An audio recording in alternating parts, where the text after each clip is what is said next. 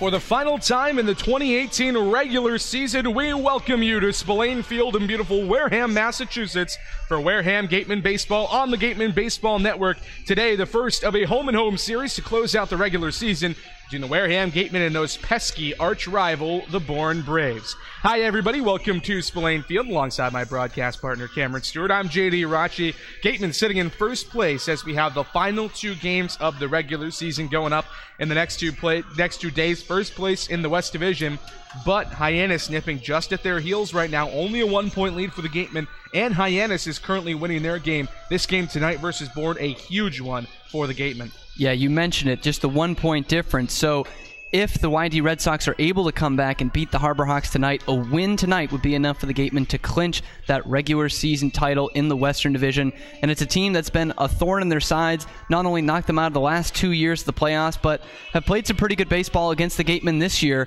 Even the last time out, we saw the Gatemen jump out to a big lead. These Braves made it interesting. It was once 8-0. The Braves scored the final 6 of the game and really made it a ball game late in that one.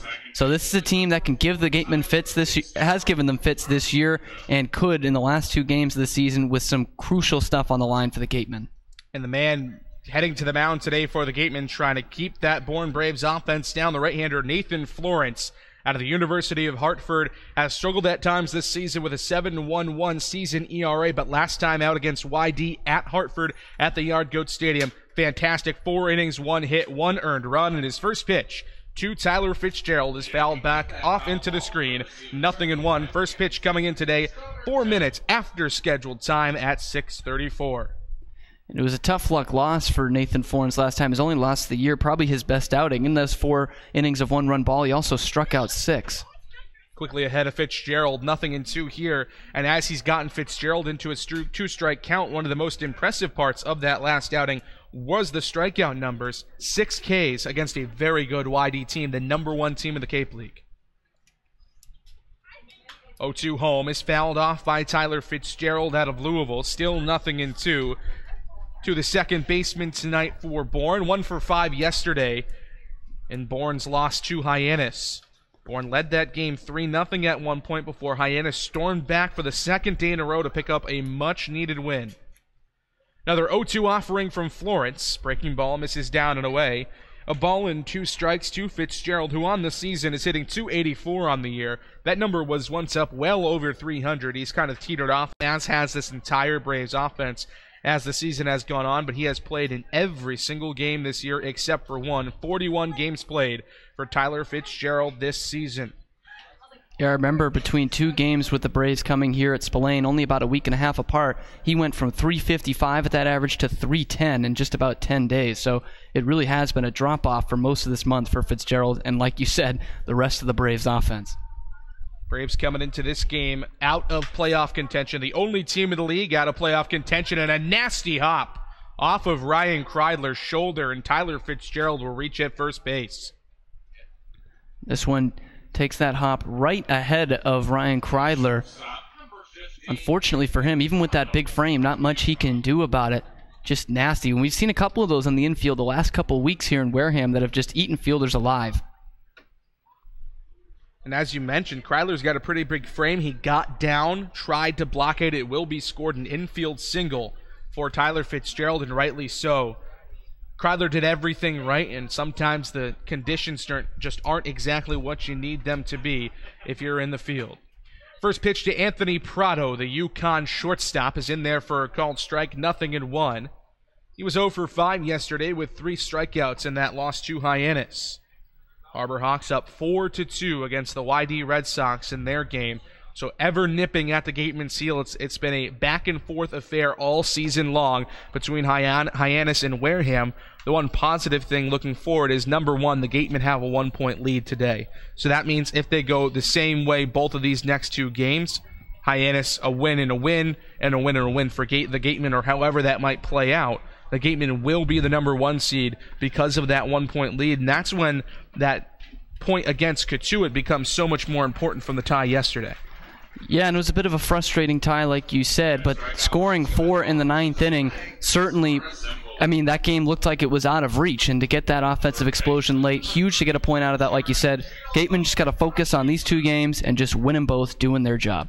Nathan Florence doing a good job thus far. Just struck out Anthony Prado. That strikeout brought to you by Lang, Exaforest, and Bullard, the official strikeout sponsor of the Wareham Gatemen. So still a runner on at first base in Tyler Fitzgerald. They're keeping him honest there. But Jared Triolo at the plate, one of the better hitters in this Bourne lineup. Over 3 with a walk and a strikeout yesterday for Triolo, but the big part of his game is knocking runs in. 27 RBIs this season, second only to the Gatemen's Jeremy Idens in RBIs in the league this year. He's a guy that has been his forte his 2 years here with the Braves. He's really started to heat up in the second half of 2017 as well, and those RBI numbers went well up, and he's just kind of continued on. That's that this season. The 1-0 offering from Nathan Florence misses up and in. 2 balls and no strikes to the Houston Cougar, teammate of Lyle Lockhart, who stares at him at first base. We'll give you the defense now for Wareham. At first base, it is Lockhart. Surprise at second base tonight, Isaac Collins coming in from the right field spot that he has manned over the last couple of weeks. Ryan Kreidler at shortstop and Austin Shenton at third.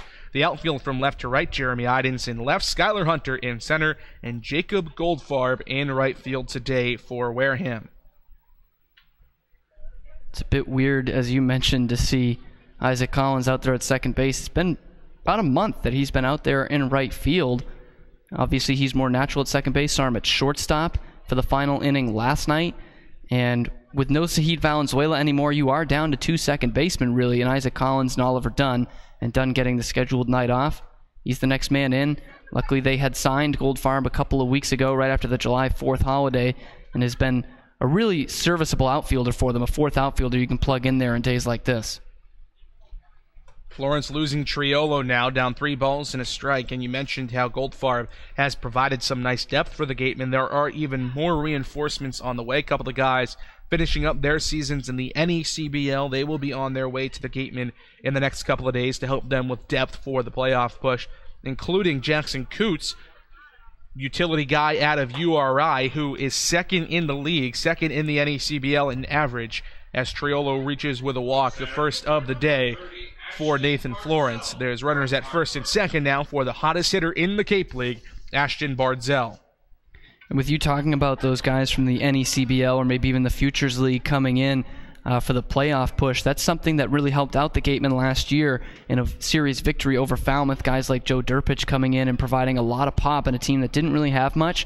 So this is a great time for the Gatemen to fill some holes with guys who are really right on the tier below the Cape League. The NECBL guys from that league this year will almost certainly be in, we'll see a bunch in the Cape League next year.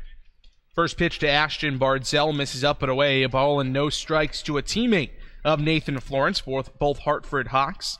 And Bardzell hitting .478 over the last week or so. In the last 6 games at .478 for Bourne. The hottest hitter in the league, tied with Noah Campbell of the YD Red Sox. And Campbell is already 0 for 3 today, so if Bardzell can continue his success here today, and now the Harbor Hawks have taken a 6-2 lead over the YD Red Sox, so Hyannis is continuing to pile it on out at Red Wilson Field. That one an early start time, as well as one other game going on around the league right now. The Brewster Whitecaps doing battle with the Harwich Mariners at Stony Brook. But going back to Bardzell, 8-game on-base streak, 2 for 4 yesterday, a double and 2 runs scored. He was a lot of the offense last night for Bourne. Called strike on the outside corner now. At least that was the motion from the home plate umpire that we thought we had seen. Although it did look like it was a little bit outside. I think Gian Martellini's a little bit confused as well, waiting for the home plate umpire tonight, P.J. McConville, to give us the exact sign. We haven't seen anything yet, though, but it is 2-1. The scoreboard is corrected. 2-1 offering from Florence. Misses. It's called strike on the outside corner. Late signal from the home plate umpire, McConville, and it's even at 2-2. And Bardzell is a guy that if Bourne was in playoff contention, this is a guy you want in your lineup because he is so hot right now. He's getting hot at the right part of the season. Got runners at first and second for him here. The 2-2 home. It's fouled off. Still 2 balls and 2 strikes now.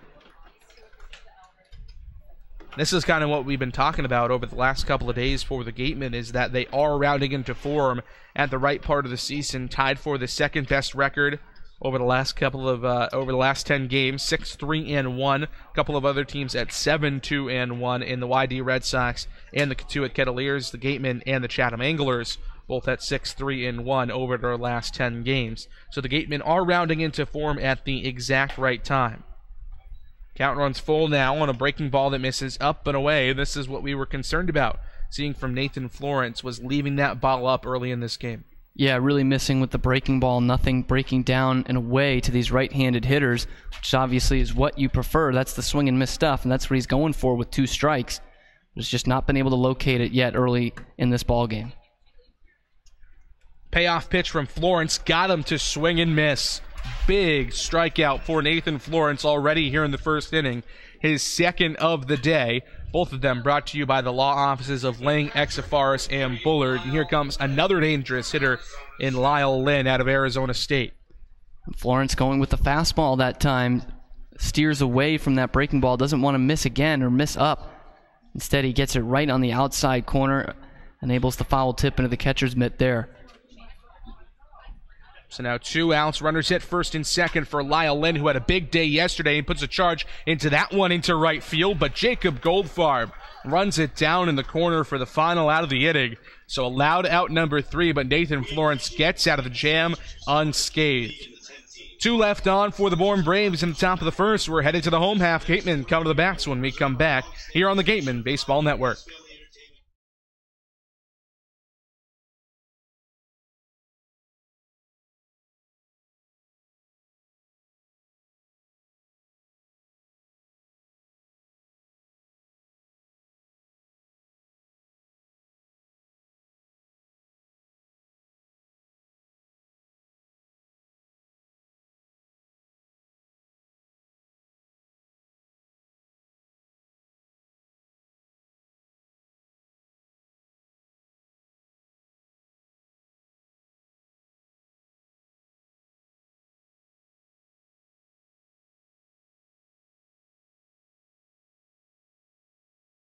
Is a proud sponsor of the Wareham Gatemen. If you're looking for a career at sea, look to NMI's program of education, adventure, and employment on northeastmaritime.com, America's premier 2-year maritime college.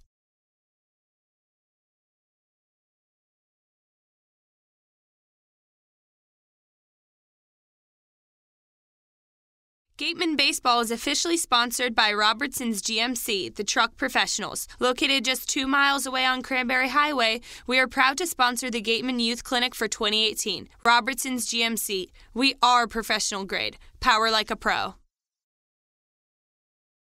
Legacy Insurance Agency at 213 Main Street here in Wareham can offer you coverage for all your insurance needs. We have the bundle discounts, the accident forgiveness, the vanishing deductible, no loss, etc. But unlike those other gimmick companies, we can quote you with multiple carriers. So forget the lizard and the price tool and come talk to a professional. We'll help you find what's right for you.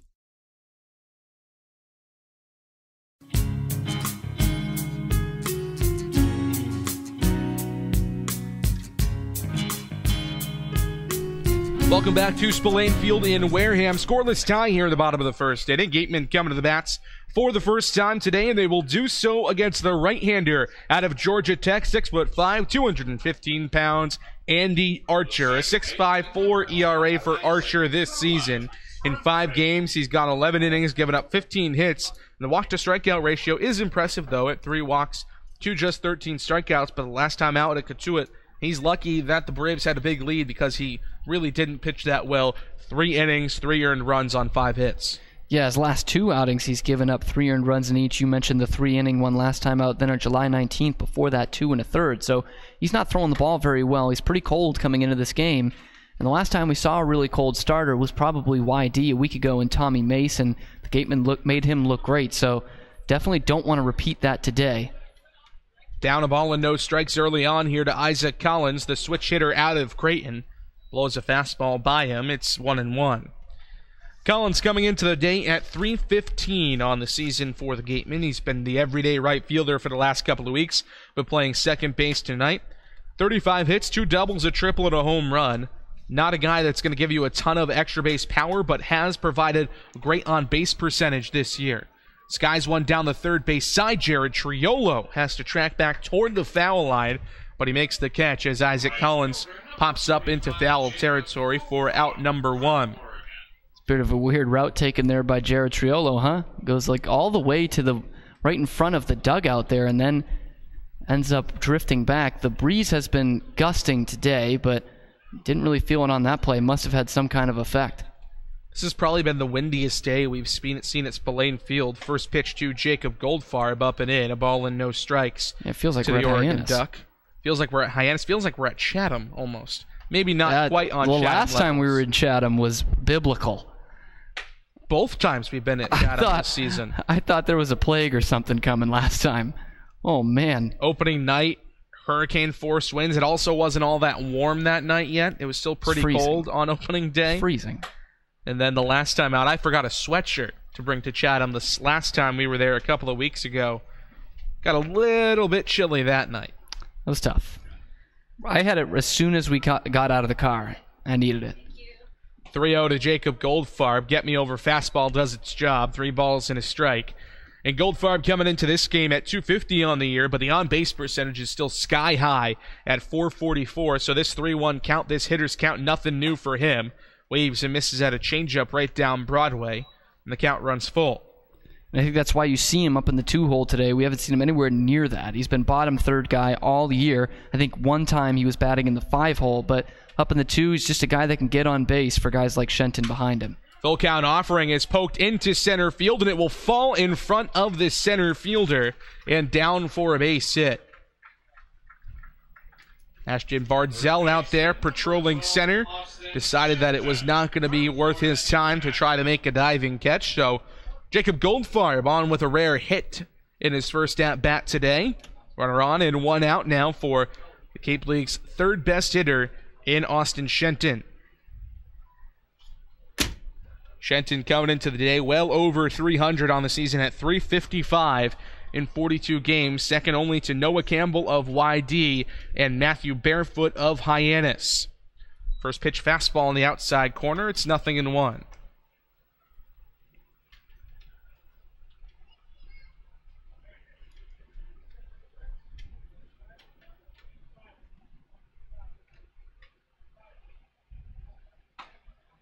Good take from Shenton. Breaking ball on the outside corner. A ball and a strike. And when he went through that 2-for-22 slump that we talked about on the pregame show, Cam, those were the kinds of pitches he was chasing out of the zone. He's really shored up that swing and shored up that eye over the last couple of days when he's gotten back on the right track. Yeah, he's had to adjust to guys pitching him away all year. We've been talking about it ad nauseum throughout this season, especially when he was at his hottest. And he's taken some on the outside corner that he hasn't liked for called strikes, and I know he's been frustrated with some of the umpiring, as you do in a long season like this with competitive guys. But you said it, he's starting to lay it off. He's starting to put together longer at-bats. Even when he was at his hottest, he was very aggressive hitter, and that's not necessarily a bad thing if you can back it up. Slices that one into right field, and that will fall in front of Jake Gorella and down for a hit. Jacob Goldfarb thought about moving around second and up to third, but he'll stick there. Back-to-back singles for the Gatemen there in business here against Archer. And they seem to have him figured out early. Archer missing some spots, leaving some pitches up in the zone. And obviously that's more dangerous to right-handed hitters, but the lefties doing it so far for the Gatemen, Goldfarb and Shenton, a couple of hard-hit ones.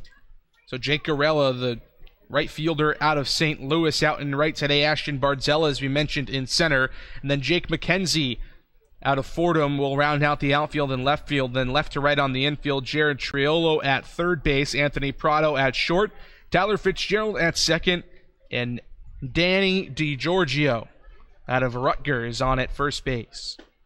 First pitch to Jeremy Idens, misses outside, a ball and no strikes. And this is a guy who was having a similar stretch to Austin Shenton a couple of days ago, 2 for 24 in the last week or so for Jeremy Idens. He has really struggled at the plate. Yeah, and we've seen this before. Earlier in the season, it was about the end of June and only a second or third week with the team where he had a similar struggle, and like this time around, a lot of strikeouts. And it was even more so that time around, and that's not something we're used to seeing from Jeremy Idens, but he really picked it up after that last slump and was probably at his hottest in the season right after that slump, and that earned him the All-Star nod. So you got to hope it's coming back for him as we enter the playoffs this weekend. And this game almost feels like the game where Austin Shenton broke out of the slump with 2 home runs a couple of nights ago. So Jeremy Idens could be in a good spot, especially here early on. He's got a couple of runners on. He's in an RBI situation. Leads the league in RBIs. Could be a good point to break out of the slump. No better time than the present, huh? 2-1 to him here, so he's ahead of the count on Andy Archer, the right-hander out of Georgia Tech. Pitch home is sliced foul down the right field line. And the count will even up at 2 balls and 2 strikes to Jeremy Idens, who, like we said, is 2 for 24 over the last couple of games, and without doing much math, over the last 5 games, just 100 at 2 for 20 for Jeremy Idens, 150 over his last 10 at 6 for 40. Wind whipping out to dead center field. Most wind we've seen this season at Spillane. Again, sprayed down the right field line. And again, we're at 2-2. Not a ton of speed for Goldfarb or Shenton on the base paths, but average to above average speed for both of them. So anything in the gap could score 1, almost definitely would score 1, could possibly score 2 if Shenton is really on his horse at first base. Another 2-strike offering. Ripped down the left field line, but foul.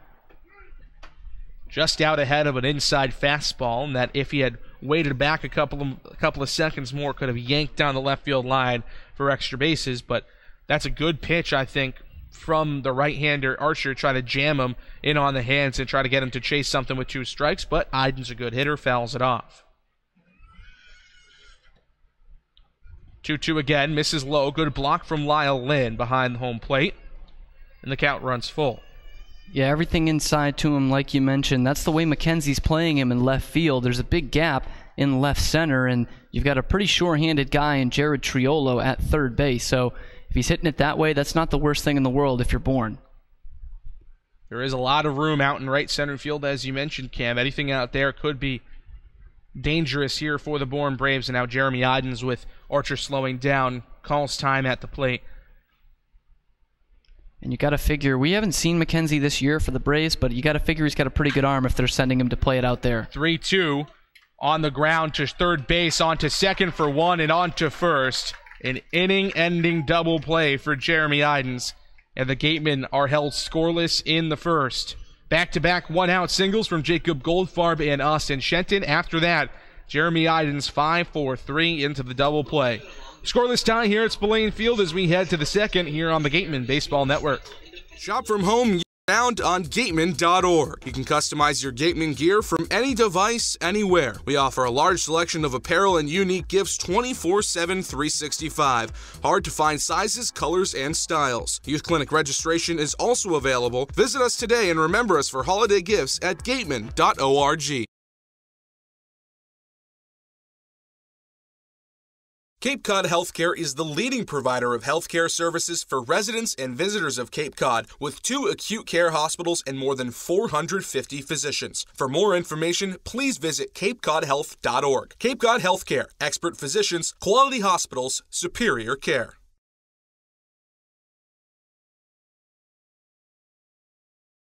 Mezzaluna is a family-run Italian restaurant celebrating 80 years in business. Located on Main Street in Buzzards Bay, Mezzaluna specializes in Italian cuisine, a lunch menu that's the best deal in town, and serves Cape Cod's famous prime rib every Wednesday and Saturday. Come enjoy the feast at Mezzaluna, the Italian family restaurant.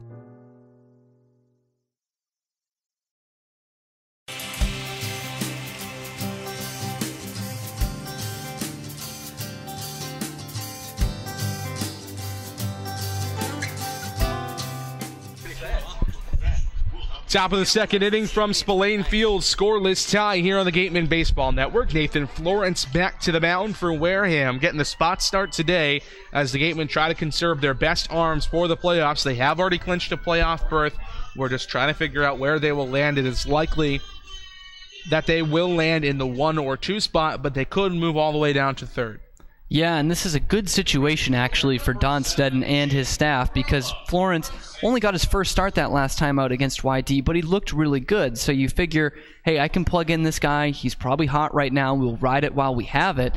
And you're facing a team that is already out of the playoff picture in a game that is pretty much a must-win for the Gatemen if they want that regular season division title. but home field still looks pretty good for the Gatemen, although, as you said, it can drop just like that, especially in baseball. And he figures, you know what, if he struggles, he'll be out of there early enough in the ball game, and we'll have enough arms to pick him up. We have heard that the plan is right now, depending on how well Nathan Florence can go, 4 innings from Florence and then an inning from Derek West before being the rest of the game, the last 4 innings, an amalgamation of bullpen arms for the Gatemen. 1-1 the count here to Jake Garella. Skies one out to deep right field. All the way back on it, though, Jacob Goldfarb reaches up and makes the catch. Got a bad read on it, but it was able to make up for it. Hung up just enough to retire Garella. Yeah, that thing just kept carrying, and Goldfarb, not the best defensive outfielder the Gatemen have, is lucky, like you said, that it just hung up long enough for him to get back there. Plenty of room, even though he's a couple feet in front of the wall. Nothing too scary there. Now Jake McKenzie, one of the newest additions to this Bourne Braves roster, strides in.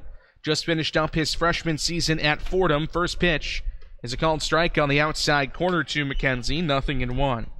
He's only played in 2 games with the Braves this season. He's 2 for 7 thus far. No extra base hits to speak of, with a walk and 2 strikeouts.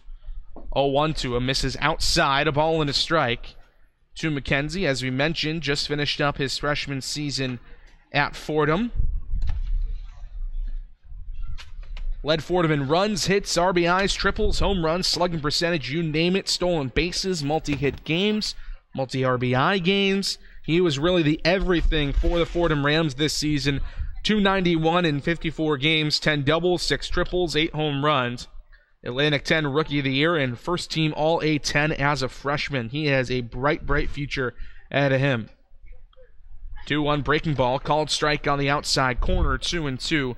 And with Bourne being a team that has already been eliminated from playoff contention, I think one of the things that they might be doing right now by signing all these guys that just finished up their freshman year or sophomore year is really scouting for the next season as McKenzie goes down on strikes. Yeah, that's definitely got to be the case. You know there's some young talent in the leagues right around you. You know, we talked about the Futures League and the NECBL. Those are right in your backyard.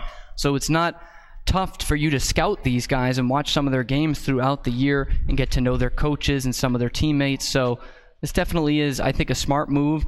Your team that's been out of it since Saturday, and to bring these guys in for a week and just see what they can do. First pitch to Thad Phillips, ripped on and missed, 0-1 to the DH out of UConn. Gatemen wish to thank Patty McKenzie puts up similar numbers to what he did this season at Fordham. He is going to be a prize commodity heading into the Cape League season next year. So it's good for Bourne that they get out in front of it and kind of establish a relationship already. He's a local kid, grew up in Wallingford, Connecticut, and went to Choate Rosemary Hall, one of the premier prep schools around this New England area. So there are a lot of connections tying him to this Cape area in this New England region. Yeah, and especially on the other side of the bridge, Wallingford, same hometown as Zach Hart for the Gatemen. And like you mentioned, they're going young, right? The freshmen and the sophomores, or guys who are about to be sophomores, to see if they can get them back. On the flip side, what the Gatemen will probably do like they did last year is they go the opposite. They get some veteran guys who are at some smaller schools but can light it up, maybe going into their junior or senior year, because they want experienced guys going into a playoff run. I talked about the guys like Joe Durpich last year and Giovanni Dingkong and Darian Reagans. Those are all guys who are going into their senior year of college, and they were really all contributors for the Gatemen going forward. So I expect these guys who come in now are going to be some older, more veteran guys.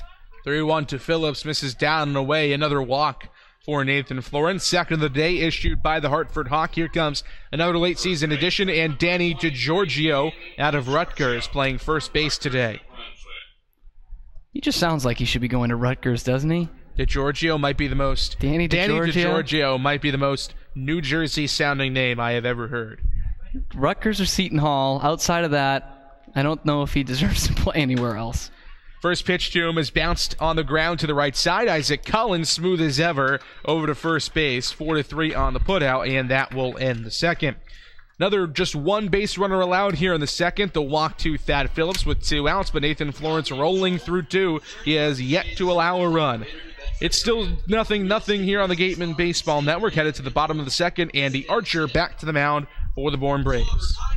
Soft as a Grape has 10 retail locations on Cape Cod, so even when you're cheering on your Gatemen at any away games, stop into a Soft as a Grape store for the best Cape Cod products. Stores located in Falmouth, Mashpee, Woods Hole, Hyannis, Chatham, Provincetown, Edgartown, Oak Bluffs, and Vineyard Haven. From beach day to every day, Soft as a Grape has you covered. Whatever your goals may be, Joe Crespi and the Merrill Lynch of Taunton will work with you to develop a customized financial strategy designed to help you pursue what's important to you. Managing your wealth and listening to you is their top priority. Folks, after the game, be sure to visit El Mariachi on Main Street for the best Mexican food in Wareham. The cantina provides a delicious late-night snack accompanied by fun cocktails.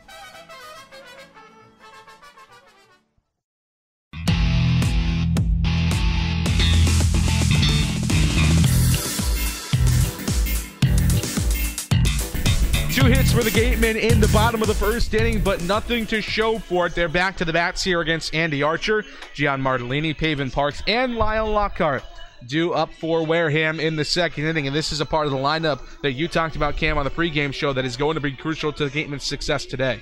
Yeah, I think definitely all three of these guys will be difference makers today if the Gatemen are going to win, starting with this guy, Gian Martellini, who will be with the team going through this playoff run. He has been so big for them in the last week and a half, providing a real power surge, but just with the single last night that was so big for them, bringing in 2 runs and tying up the ball game. And I think Lyle Lockhart is going to be another big one down in the 7-hole, who's going to be big for the Gatemen going forward if he can find that run production stroke that he has lost in the last almost month of the season. We really have been impressed by Martellini. He's probably got the best pure raw power left on this Gatemen team. He's only got the 1 home run this season, but he was one of 3 guys at the Penway workout to hit 1 out over the Green Monster. And the 1 home run he does have was in the game against Cotuit a couple of weeks ago, the first time that the Gatemen were at Lowell Park in Cotuit. This one comes in and hits him, though, so he doesn't even get a chance to swing the bat. But he does get on base, and this Gatemen team, like we've said so many times this season, has been able to just get on in any which way they possibly can. So a runner on at first for another important guy in Paven Parks. Yeah, and that's been such a forte for the Gatemen, especially in walks. They've been the league leader in walks most of the year, and especially those guys like Martellini were trying to find their spot in the lineup. Guys like he and Oliver Dunn lately, Isaac Collins back before he was a mainstay in right field. Those are the guys who you see, especially Jacob Goldfarb, the one with the average isn't very high. They're the ones who put together the best at-bats and try to get on any way they can. First pitch to Paven Parks, chased out of the zone, so not very disciplined hitting here from Parks. Quickly 0-1 to the Kent State Golden Flash, two-way guy. He's been more impressive on the bump this season than he has been with the bat. Just really surprising. Obviously, an MLB draft pick coming into this one in the 24th round, and a guy who we waited for him all year for that offensive pop to come. The numbers at Kent State are really good offensively, and the pitching numbers weren't there. And the first few times we saw him on the mound in the Cape this year, it was really shaky, but recently, he's just had everything going on the mound, a lot of devastating breaking pitches. And just 205 at the plate this season in 21 games for Wareham. He's ahead in the count here, 2-1, though. 16 hits, 4 doubles, a home run.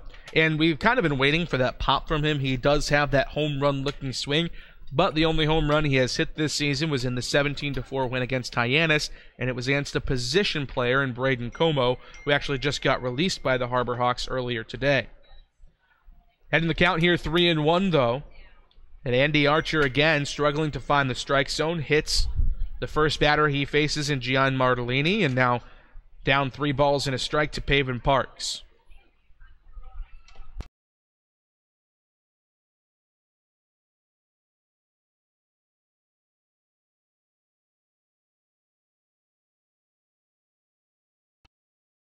Strikes.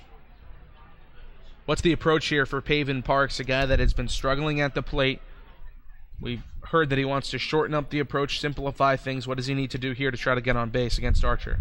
Well, I think that means, especially with 3-2, anything close. And especially if you're shortening up that swing, anything close you can put into play. There's a lot of holes out there that when you're ahead in the count, you're really not looking for. You're looking for your pitch, something you can drive. But when you're in a 3-2 count like this and just trying to get on, you're trying to poke it anywhere where you can reach first base, and so that definitely allows for a more simple swing, and a guy who doesn't try to walk many guys. Hasn't too many on the year, only 3 in 11 innings coming into this day. Pitch from Archer's barely fouled off. Lyle Lynn couldn't hold on to it. The count stays full at 3 balls and 2 strikes. You mentioned it, Cam. There are some holes in this defense right now for Bourne. They're playing up the middle at double play depth for the middle infielders, so some room in the 3.5 and 5.5 hole respectively, and then room to either gap and room down the lines. They're pretty much playing them straight up. 3-2 fouled off again. Still 3 balls and 2 strikes as Pavin Park stays alive. And you see these last 2 he's fouled off were pretty good pitches. That strikeout to walk ratio definitely comes into play here. I mentioned that because he doesn't want to walk too many guys, so he's going to come probably with the fastball here on 2 strikes. Doesn't want to give another free pass. Has already given out 1 this inning. He knows he's got a struggling hitter at the plate, so Pavin Park should expect some more strikes here. Third payoff pitch of the AB upcoming here against Pavin Parks. The pitch home from Archer got him on a big bender.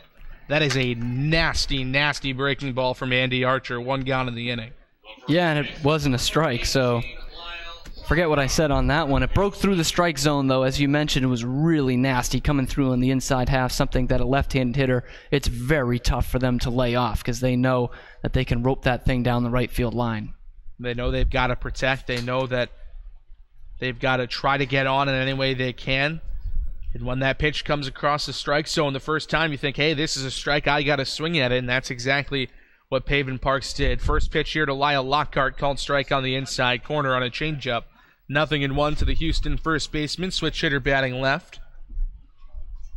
And much like Pavin Parks, he has struggled with the bat in hand this season, but the on-base percentage much better for Lyle Lockhart on the year. He is a guy that has found ways on multiple times. Yesterday, a perfect example.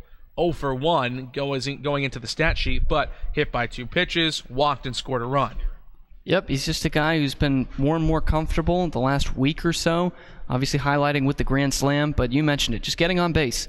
It's a guy who knows he hasn't had the best of seasons, but knows his role on this team down in the bottom third of the order. If you can keep getting on base, that allows for some great RBI opportunities for the guys up at the top. 345 OBP this season for the Houston Cougars, second most walks on the active roster. Drills that one high and deep out to right field, and you can forget about it. That one is way gone from Lyle Lockhart. So much for just getting on base, huh? We talked about the struggles with stick in hand. No struggles for him there. That was an absolute no-doubter from Lyle Lockhart. He leaves the yard, and the Gatemen take a crucial 2-0 lead here in the second inning. And the fastball there, still on the inside half. I talk about left-hand hitters lick their lips at that one, trying to pull it out to right.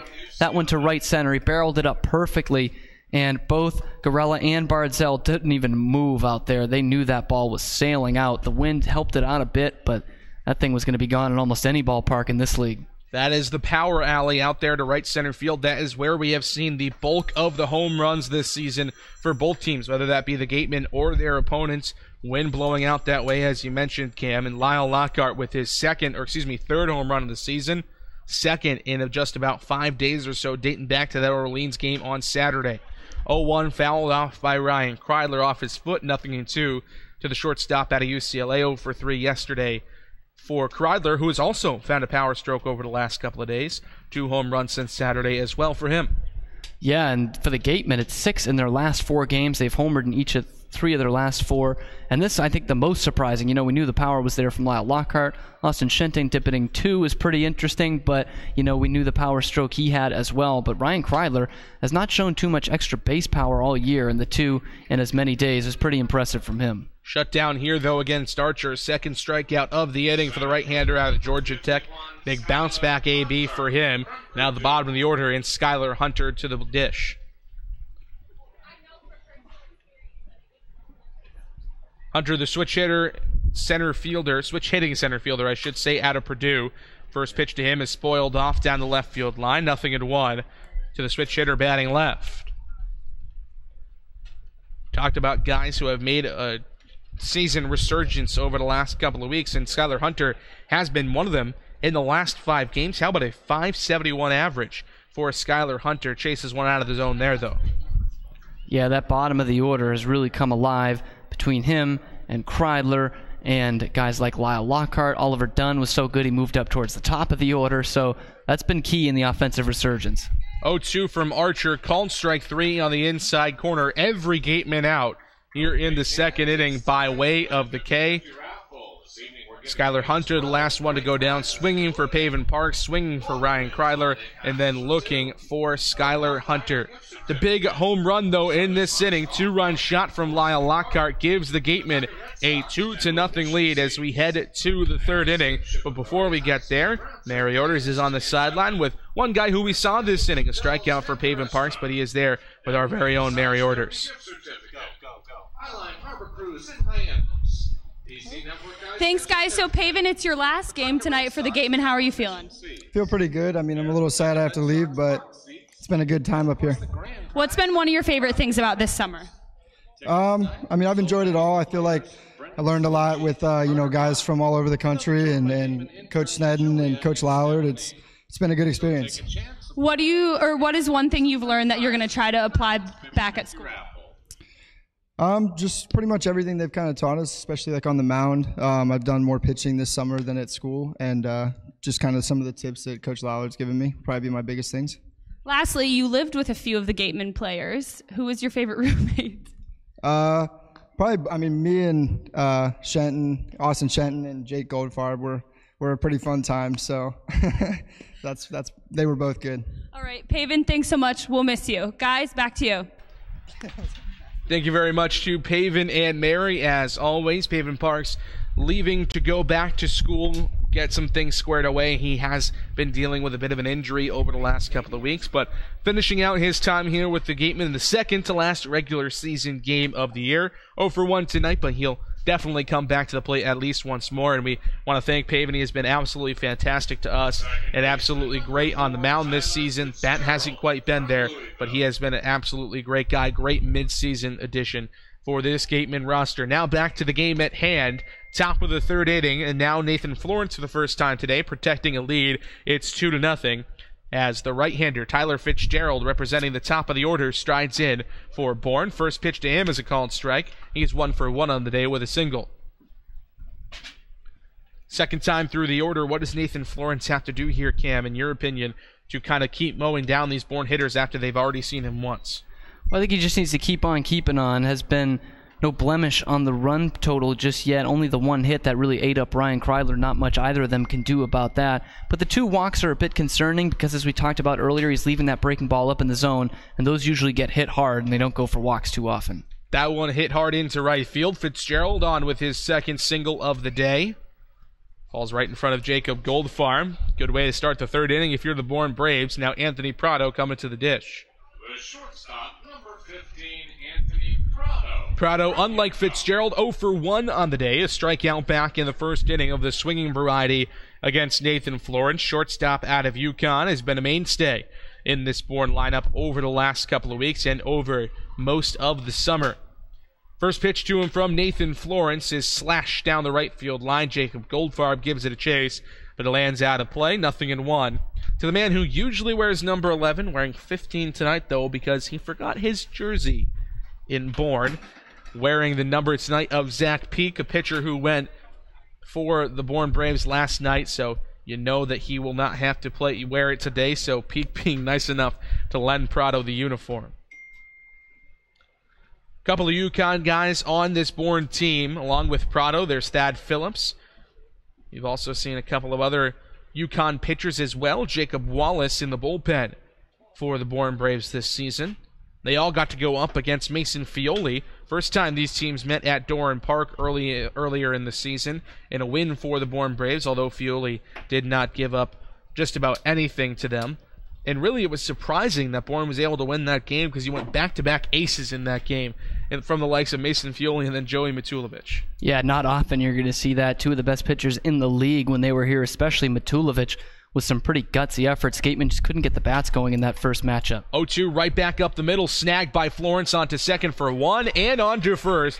A big double play, 1-6-3, eliminates the threat for now. 2 gone in the second. That double play is brought to you by Just tailor-made right there. Hard on one hop to Florence. No thoughts about it. Just back to second base. And, of course, the always steady Ryan Kreidler out there covering. Big double play. Keep a man out of scoring position with their best RBI man coming up. And that double play is brought to you by TM Ryder Insurance, steering and securing your course for insurance since 1877. Package your home and auto for the perfect insurance double play with TM Ryder. Now another dangerous hitter in Jared Triolo. First pitch to him misses, or is called a strike on the outside corner. 0-1 with 2 outs in the inning. Triolo has yet to have an official at-bat today. He walked back in the first inning.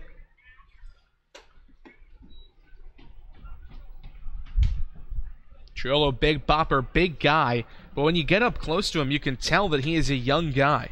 Only 20, only heading off to his junior season at Houston this season along with Lyon Lockhart. Big guy, but baby face up there, especially when he doesn't have the facial hair going.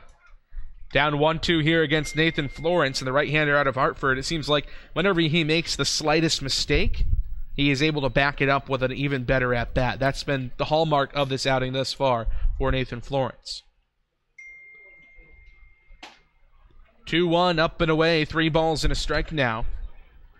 P.J. McConville behind home plate today, along with his other umpires in this crew, Tim Carey at first base and Dave Viveros at third.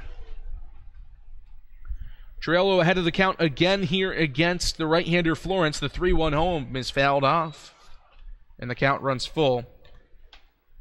Relatively big situation here. You've got Triolo at the dish. He's a dangerous hitter with Ashton Bardzell, your Hartford teammate, behind him. What's the pitch you're going to here if you're Nathan Florence with a full count? I think Florence is still going with the fastball. It's really worked for him well all day. I think something to the outside part of the plate, but I think that's what he should be riding with. Full count. It is the fastball, but it misses low in the dirt. Second walk of the day for Jared Triolo. Third issued by Nathan Florence. 1 on with 2 out for Ashton Bardzell. And a walk in each inning still is kind of alarming for Nathan Florence. He's been lucky to have a double play to work with. He's had some strikeout stuff today. But eventually those come back to bite you. One mistake in the field coupled with all those walks, and that's really starting to get hairy for the Gatemen. Hasn't had to worry about that so far, but when it's 2 outs and you walk a man to keep the league's best hitter right now at the plate, that doesn't always spell goodwill for you. And the walk has been a bit of a bane for Nathan Florence this entire season. 10 walks to just 16 strikeouts on the year. And a lot of that was because of the fantastic outing the last time out. A lot of those strikeouts, I should say, 6 coming from just the last outing. So for the most part, it has been a lot of walks for Nathan Florence on the year. Something he's got to do is keep the ball down. We mentioned it in the pregame show, I should say. A home run in nearly every at-bat given up. We haven't seen one yet, but like Lyle Lockhart, we hadn't seen a lot of home runs given up by Andy Archer. You poke one out to right field, especially with the wind blowing the way it is. One could easily leave the yard, and Ashton Bardzell has that power.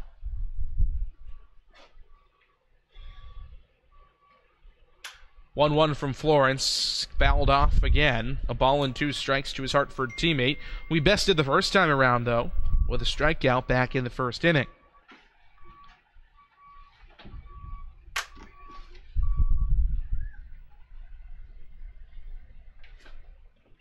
Triolo on at first, being held on by Lyle Lockhart there. Everybody else playing straight up for the Gatemen, with Isaac Collins plated shortly up the middle. Jared Triolo off with a pitch. A perfect throw from Gian Martellini. Catches him stealing at second, and that's how the second inning will end. 2-4 on the caught stealing of Jared Triolo. Ashton Bardzell's at-bat will be restarted when we come back in the top of the 4th inning for the Bourne Braves to get to the bats. But first, we're going to go to the bottom of the 3rd, and before that even happens, we'll have Ian Becerra on with our first Cape League update when we come back here on the Gatemen Baseball Network. Learning at Curry College extends beyond the classroom and is embedded in all that they do. Curry prepares students to engage in successful careers and active citizenship with a global perspective. Explore undergraduate majors, minors, and concentrations, including new majors in accounting, biochemistry, and software development, online at www.curry.edu.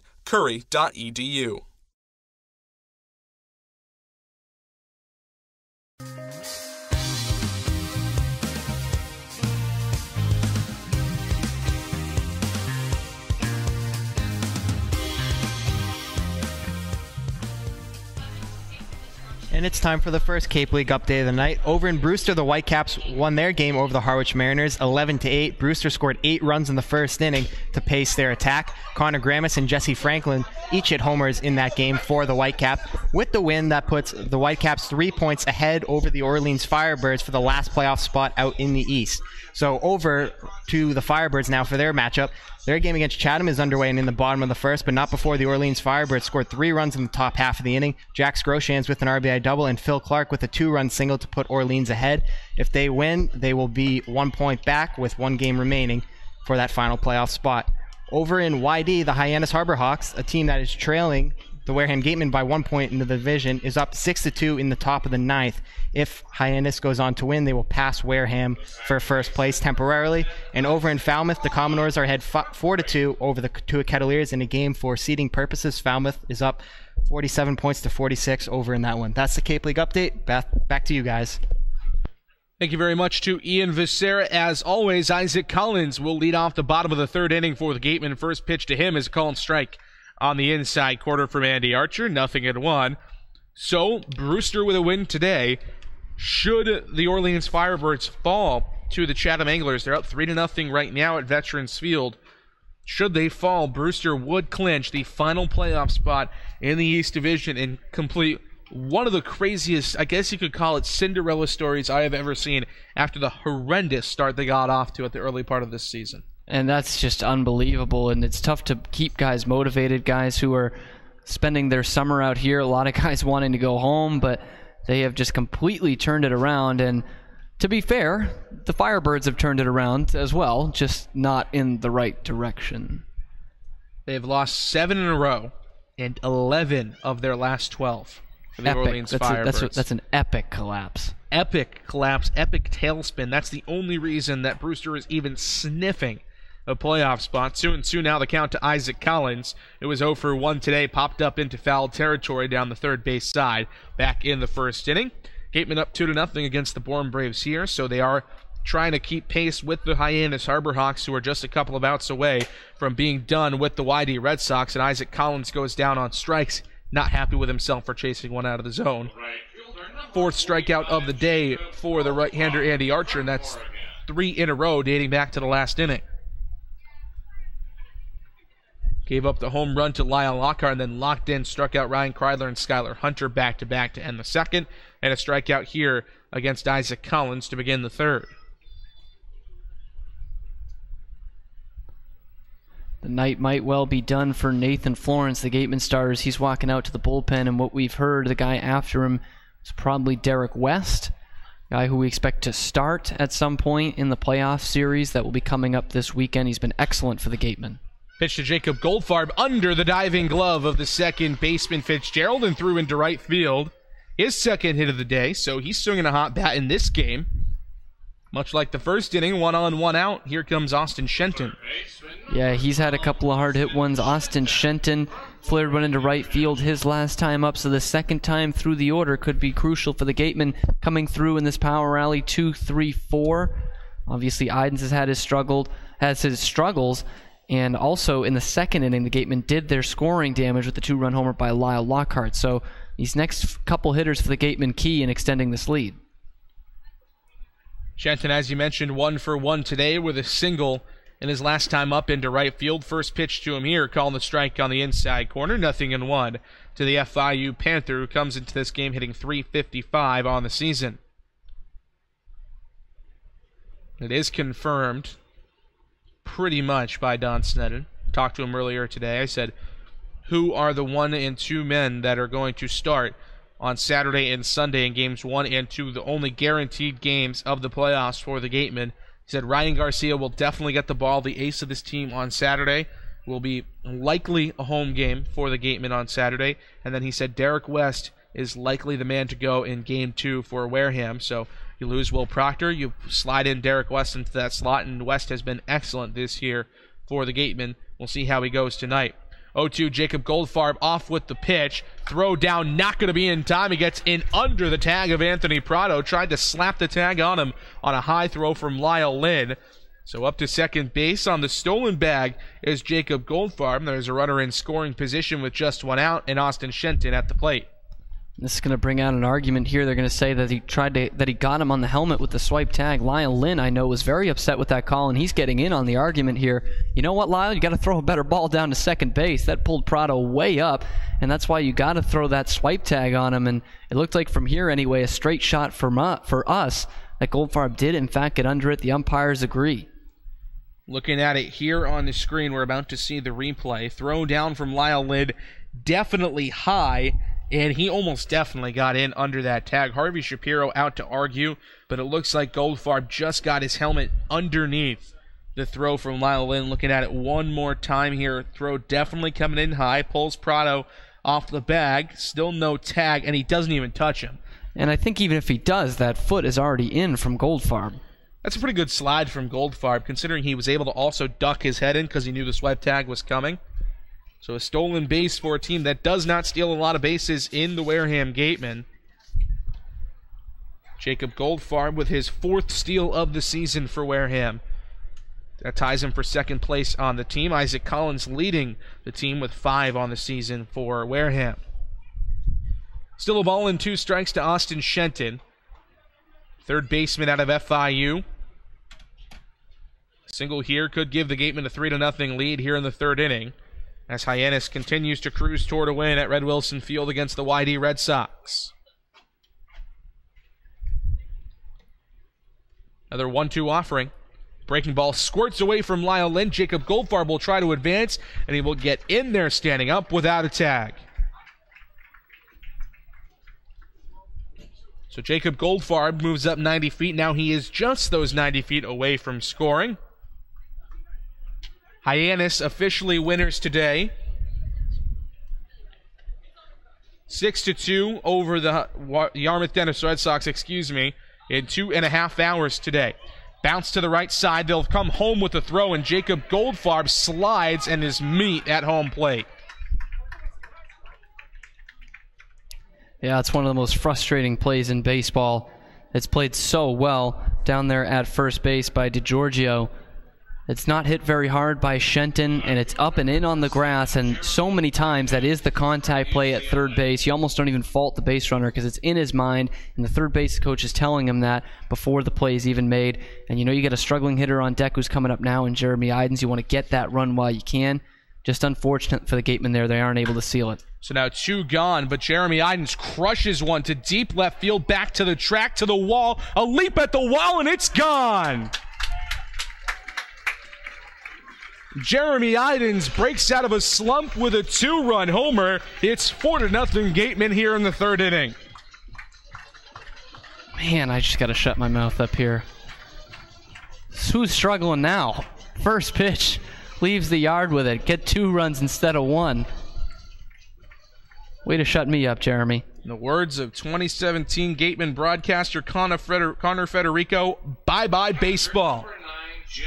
Couple of 2-run dingers for the Wareham Gatemen. Have them up 4-0, and now Harvey Shapiro is out to talk with Andy Archer. When the manager is coming to the mound, that usually spells the end of the day for the starter.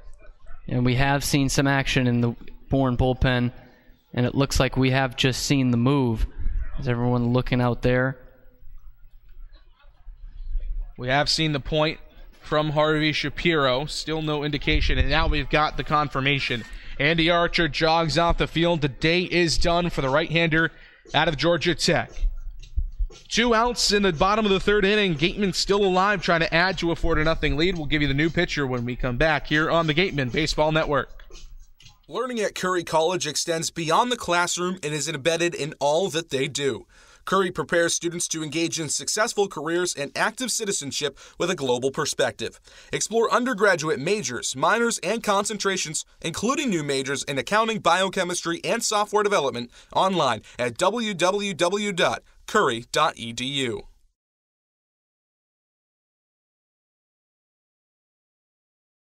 Get Gatemen gear. Check out the latest styles and colors of your favorite Gatemen apparel. Also in stock, a large selection of Cape League items, including tickets to the All-Star Game. Test your pitching speed and pick up a souvenir ball, all at our merchandise booth.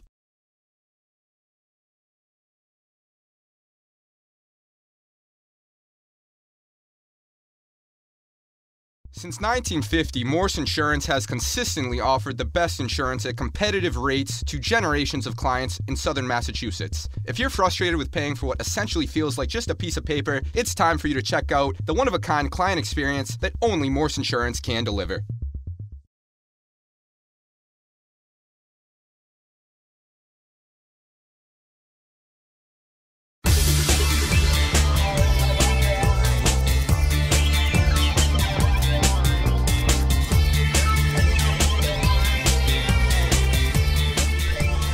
Left-hander Trey Vanderwide out of South Carolina upstate is the new pitcher into the game for the Bourne Braves, replacing Andy Archer here in the bottom of the third inning. 4-0 Gatemen off of two-run homers, one from Lyle Lockhart, and the last just coming off the bat of Jeremy Idens. This season for Vanderwide, a 3.57 ERA in 10 games, mostly out of the bullpen.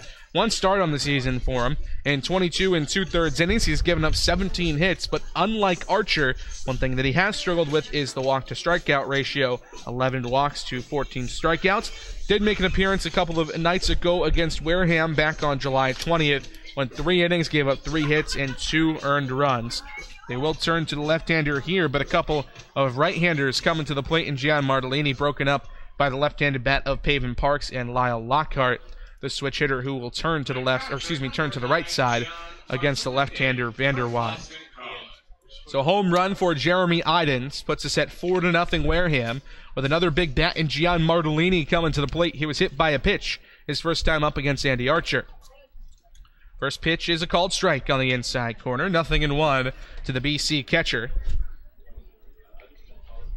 Instrumental in ending the last inning. Caught Jared Triolo trying to swipe a bag back in the top of the third. Pitch misses low and in, a ball and a strike to Martellini.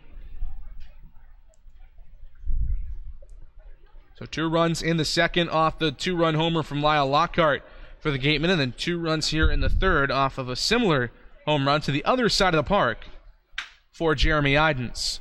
Bounce to the left side of the infield into the waiting glove of Anthony Prado. Charges, throws, fields across the diamond for the final out of the inning. But Wareham strikes for 2 more on the 2-run homer from Jeremy Idens. We're headed to the top of the 4th inning. A couple of special guests will join us when we come back here on the Gatemen Baseball Network. The 2018 Cape League All-Star Game will be played at White House Field in Harwich Sunday, July 22nd. Game time is 6 p.m., gates open at 2. One highlight will be the Cumberland Farms home run hitting contest. There will also be an autograph session and a large merchandise village with items from many of the teams. Support the Gatemen in part by purchasing your ticket right now at the merchandise booth. Tickets are just $5.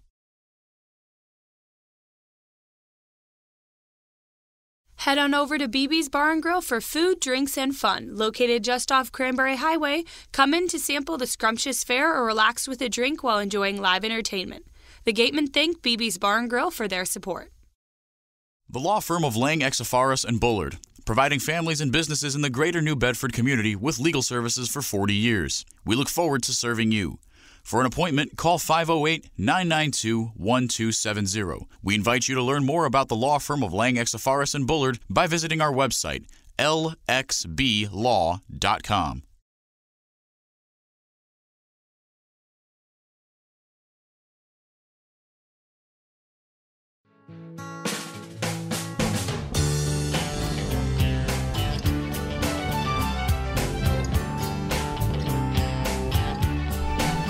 Back at Spillane Field, top of the 4th inning in Wareham. 4-0 Gatemen here on the Gatemen Baseball Network. New pitcher on the mound for the Gatemen. It's the right-hander out of the University of Pittsburgh, Derek West. This pitching change is brought to you by the Bay Point Club. Onset's 18-hole championship golf course. With a driving range open 7 days a week and senior discounts offered every day, we're always welcome to the public. So go get to the point.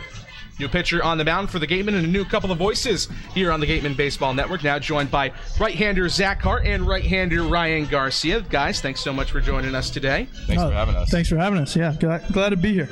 So Ryan Garcia, you will be the starter on Saturday in Game 1 of the playoffs for the Gatemen. How important is it for you as just a confidence booster almost heading into your junior season at UCLA that you have been picked as like almost the ace of this team getting the start in Game 1 of the playoffs? Yeah, I think it's very important for confidence, and I also think that just how the pitching rotation worked out, that it ended up working out in the way that I'll be able to pitch on Saturday. So that for sure helped out, and I'm just hoping we get this home field advantage this Saturday, and definitely looking forward to it. Hyannis with a win today, 6-2 over the YD Red Sox. So for now, a 1-point lead over the Gatemen in the West Division for the number 1 seed in the West. But the Gatemen, like we said, have a 4-0 lead over the Bourne Braves. Ashton Bardzell back to the dish here for the Braves in the top of the 4th against the right-hander Derek West. And the first pitch from the long and lanky righty is in there for a called strike, 0-1. Zach, for you, a relief pitcher, but your last outing was a start. You start at Franklin Pierce. What's the mentality different? How does the mentality change for you, whether you're coming out of the bullpen like you have for most of the summer or whether you're starting? Well, coming out of the bullpen, you really have less time to, get where you need to be mentally, I would say, and physically, in some regards. So, I would say the difference, that's the main difference, I would say. Just less time to get ready in the bullpen. Starting, you have a lot more time to be in your head, get yourself mentally ready and physically ready for the game. So I like starting. It's more what I did at school, so it's nothing new to me. So I enjoyed that a lot. Another guy who is also going to be starting, what we've been told by Don Sneddon, Derek West will be the starter in Game 2, a mid-season addition to this roster. Zach, we'll start with you as he started in the bullpen. What has impressed you from Derek West this season? He's come in and been an excellent piece for the Gatemen all year long. Yeah, as soon as he the first game he threw, he was pretty much lights out. He hasn't given up too many even hits that I've seen, let alone runs. So he has a good heavy fastball, big guy coming at guys, pretty intimidating on the mound. So good fastball, good curveball. He throws all of them for a strike. So he's been very successful this summer. And Ryan, now to you. We've seen Derek West start over the last couple of days. You kind of came into a similar situation yesterday where you're normally a starter, but you got an inning of work against Katuitt. That is likely the plan here for Derek West. As somebody that has not made the transition, because you have been a starter all year for Wareham, but has seen him transition from bullpen to starter, what has impressed you as a starting pitcher from Derek West? Well, I think it looks like he's starting right now. I think his mentality right now is, to treat every inning as if he were starting. And I think he just carried over Nate Florence's performance, and he's just picking him up right now. Like Zach said, he's just a big guy, maybe 6'5", 6'6", coming at you with a heavy fastball, deceptive arm path, and he's been really good for us. 2-2 sky out to right field. Jacob Goldfarb tracking back, and he makes the play underneath the ball for out number 1. You mentioned Nathan Florence, Ryan, a guy that kind of struggled in the early part of the season, has given up a couple of home runs this season. We'll start with you this time around. What kind of maturation, what kind of maturity have you seen him kind of come with over the last couple of outings? His last outing at Hartford was excellent, and then another great outing tonight for him. What do you think he's changed that's made him more successful as the season has gone on? I just think he's become a much better competitor. He looks very confident on the mound as of late, and I know he's been working with Coach Lawler with some things, and he's gotten a lot better mechanically and obviously on the mound as well. So I think that's very good for him going forward in the playoffs. One gone as Ashton Bardzell flies out to right field against Derek West, and now Lyle Lynn, the catcher out of Arizona State, strides in. He's up 2-0 against the right-hander West here in the top of the 4th inning. Joined alongside Zach Hart and Ryan Garcia, I'm J.D. Rachi. Right-hander winds and fires. 2-0 is smacked into center field fairly deep. Skylar Hunter is going to get over to it, but it will fall over his head. Lyle Lynn checking for second, and he is in with a stand-up double. A big hit for Lyle Lynn, and Bourne is in business here in the 4th inning. Lynn, a home run yesterday, drove in all 3 runs, a 2-run shot for the home run, and then a sacrifice fly yesterday on an RBI. And Ryan, you pitch in the Pac-12 along with Lyle Lynn at Arizona State, and a lot of Pac-12 guys in this league this season. You think about Jacob Goldfarb out in right field, somebody you faced going up with when he was with Katuitt, and now he's your teammate. How is it kind of filtering in guys that your teammates with all year, like Ryan Kreidler and Jeremy Idens and Jack Ralston, but also then facing guys in the Pac-12 like you faced Michael Tolia from Katuitt yesterday? Right. I think it's really cool to see a lot of Pac-12 players here in the Cape, and I think it just shows the competitive level that the Pac-12 offers, along with many of the other leagues here or conferences here. It's definitely fun, playing against each other. Like you said, Michael Toglia, fellow teammate. But yeah, it's really cool to see a mix of these conferences. 1-1 the count here to Jake Gorella, the right fielder out of St. Louis. And then for you, Zach, Division II Franklin Pierce, but probably playing in the premier Division II conference in terms of baseball in the NE10. What does it mean to you to have such a successful season against Division I competition when usually you're playing against not guys that are bad by any stretch of the imagination in the NE10, but certainly the level of competition a little bit higher, a little bit of an extra pump in talent when you come to the Cape League? Yeah, I think it kind of shows that you don't have to be, a big face Division I guy to compete with some of these these higher level Division I players. So I think coming out of Division II, it's kind of I had something to prove a little bit, at least personally. So, but the NE10 is a great league, it's a great conference. So I enjoy it, and I think being around these guys, it's made me better. Being around really good competition out here, it's it's the best summer league in the country. So. I just came out here with something to prove a little bit, and I think it's been good for me so far. So I've enjoyed it. Nifty little play there from Austin Shenton, 5-3 on the put out of Jake Gorella, 2 gone in the inning. Still the runner in scoring position though with Lyle Lynn. And thinking of that runner in scoring position, when you guys are on the mound, is there a change in mentality when you know you've got a guy on at second base and he could score with one swing of the bat? Absolutely. I think Derek did a great job right there. He threw, I think it was a 2-strike count. He threw a fastball inside just to get a ground ball to third base, keep the runner at second, and Austin made a great play to keep him at second. So good pitch location and pitch selection right there by Derek. Yeah, pitching when runners on, it kind of just forces you to keep the ball down, even more so than obviously with no one on. So it kind of just makes you focus there a little bit more than you would, originally would at the beginning of an inning, So. Big right-hander Derek West up to 15 pitches in the inning here, facing his 4th batter, Jake McKenzie, the left fielder out of Fordham. 1-1 is fouled off the mask of Gian Martellini. 1 ball and 2 strikes. And we mentioned, Ryan, you will be the starter in game number 1 of the playoffs on Saturday. Derek West will be the starter on Sunday in that game 2. The only 2 guaranteed games you guys have left in the season after this regular season finishes up tomorrow. How do you think you and Derek West paired together as a 1-2 punch for the first 2 games of the playoffs? I think we pair pretty well. I think, honestly, anybody could have gone Saturday and Sunday in our bullpen and done just as well, or will do just as well. Our bullpen right now has been very successful in regards with runs allowed and keeping our team in the game. So I think anybody in our bullpen can go Saturday, Sunday. And how do you think that speaks, the fact that you guys are going to be plucking from the bullpen for your second starter? How much do you think, maybe for you, Zach, do you think that speaks to the depth of the bullpen and the kind of wherewithal that the Gatemen have shown throughout the season, losing guys like Joey Matulovic and Will Proctor and Mason Fioli, and still being able to pull out a guy like Derek West and send him to the mound for a start? Yeah, absolutely. I think a lot of our guys, if not all of our guys, have proven that, especially losing, guys like you named, a lot of guys had to step up, like, Tyler Kaiser and myself being temp guys. We had to, step up a little bit coming out of the bullpen and then, starting games late in the season. So I think it speaks volumes to how deep our bullpen actually goes and, how well we've held these hitters to, not scoring much throughout the season.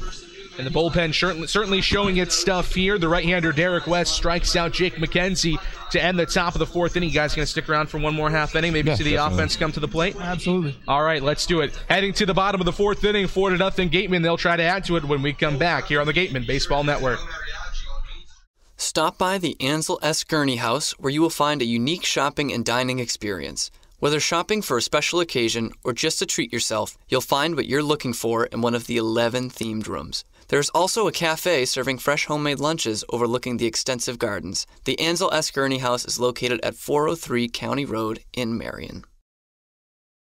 The Bay Point Golf Club offers a unique collection of 18 championship golf holes, a beautiful banquet facility, and a club host that has a fully stocked pro shop. The Bay Point Grill is a perfect place to grab a meal or watch a game. The course is located off of Onset Avenue in Buzzards Bay. The Gatemen thank you for your support.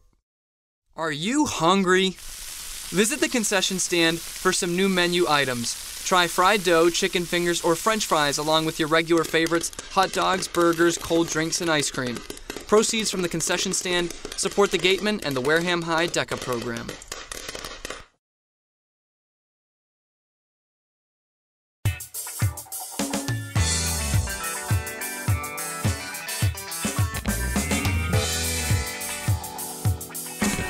Bottom half of the fourth inning here from Spillane Field, 4-0 the lead for the Gatemen over the Bourne Braves. Last regular season home game of the year, joined by Zach Hart and Ryan Garcia. I'm JD Rachi. And it will be Paven Parks to lead off the inning for the Gatemen, the DH out of Kent State, but a guy that both of you guys have seen in the bullpen. Mm-hmm. How difficult do you think it is, as two guys that are strictly pitchers, how difficult is it for what Paven Parks has done to go two ways as both a really good bat and a really good pitcher this season? Yeah, it's definitely not easy. He gets sent down to the bullpen, in the 8th, 9th inning. He's just like, all right, I got to get ready. But he doesn't seem to care, man. He stays locked into the game, the entire time. And whatever that you need, like the coaches needed him to do, he just does it without complaining, without, even a second thought. So he's kind of just a bulldog. He does both, and he's pretty good at both. So, it's good to see. Yeah, I think us pitchers only, we have to worry about pitching only. And Paven not only has to perform well on the mound, but in the box as well. And that's very tough mentally, and it's pretty cool to see, and you don't see it often. Down 1-2 against Trey Vanderwide here, the left-hander out of South Carolina upstate. Retired the last batter of the third inning in Gian Martellini after a couple of home runs. This is something I'm always interested in hearing. Nathan Florence starts the first inning. He's got to come out fresh and try to set the tone, as this one is flubbed to the second baseman and then thrown over to first base for out number 1. Fitzgerald to DiGiorgio, 4-3 on the putout. But then he comes into the second inning. He's got a 2-0 lead behind him.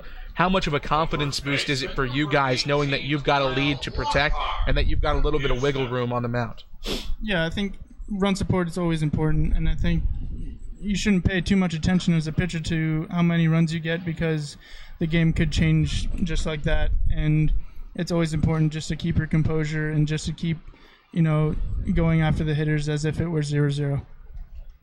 Yeah, going off of what he said, you have to pretty much keep the same mentality going into every inning. Just nobody's going to get a hit off you pretty much, so just go right at guys, whether you're up 10 or up 1 or, it is 0-0. Just pitch like it is, the game's on the line and it's 0-0 and it's, that 9th inning. So, I would just say keep the same mentality, go right at guys, see if they can hit it, keep the same mentality.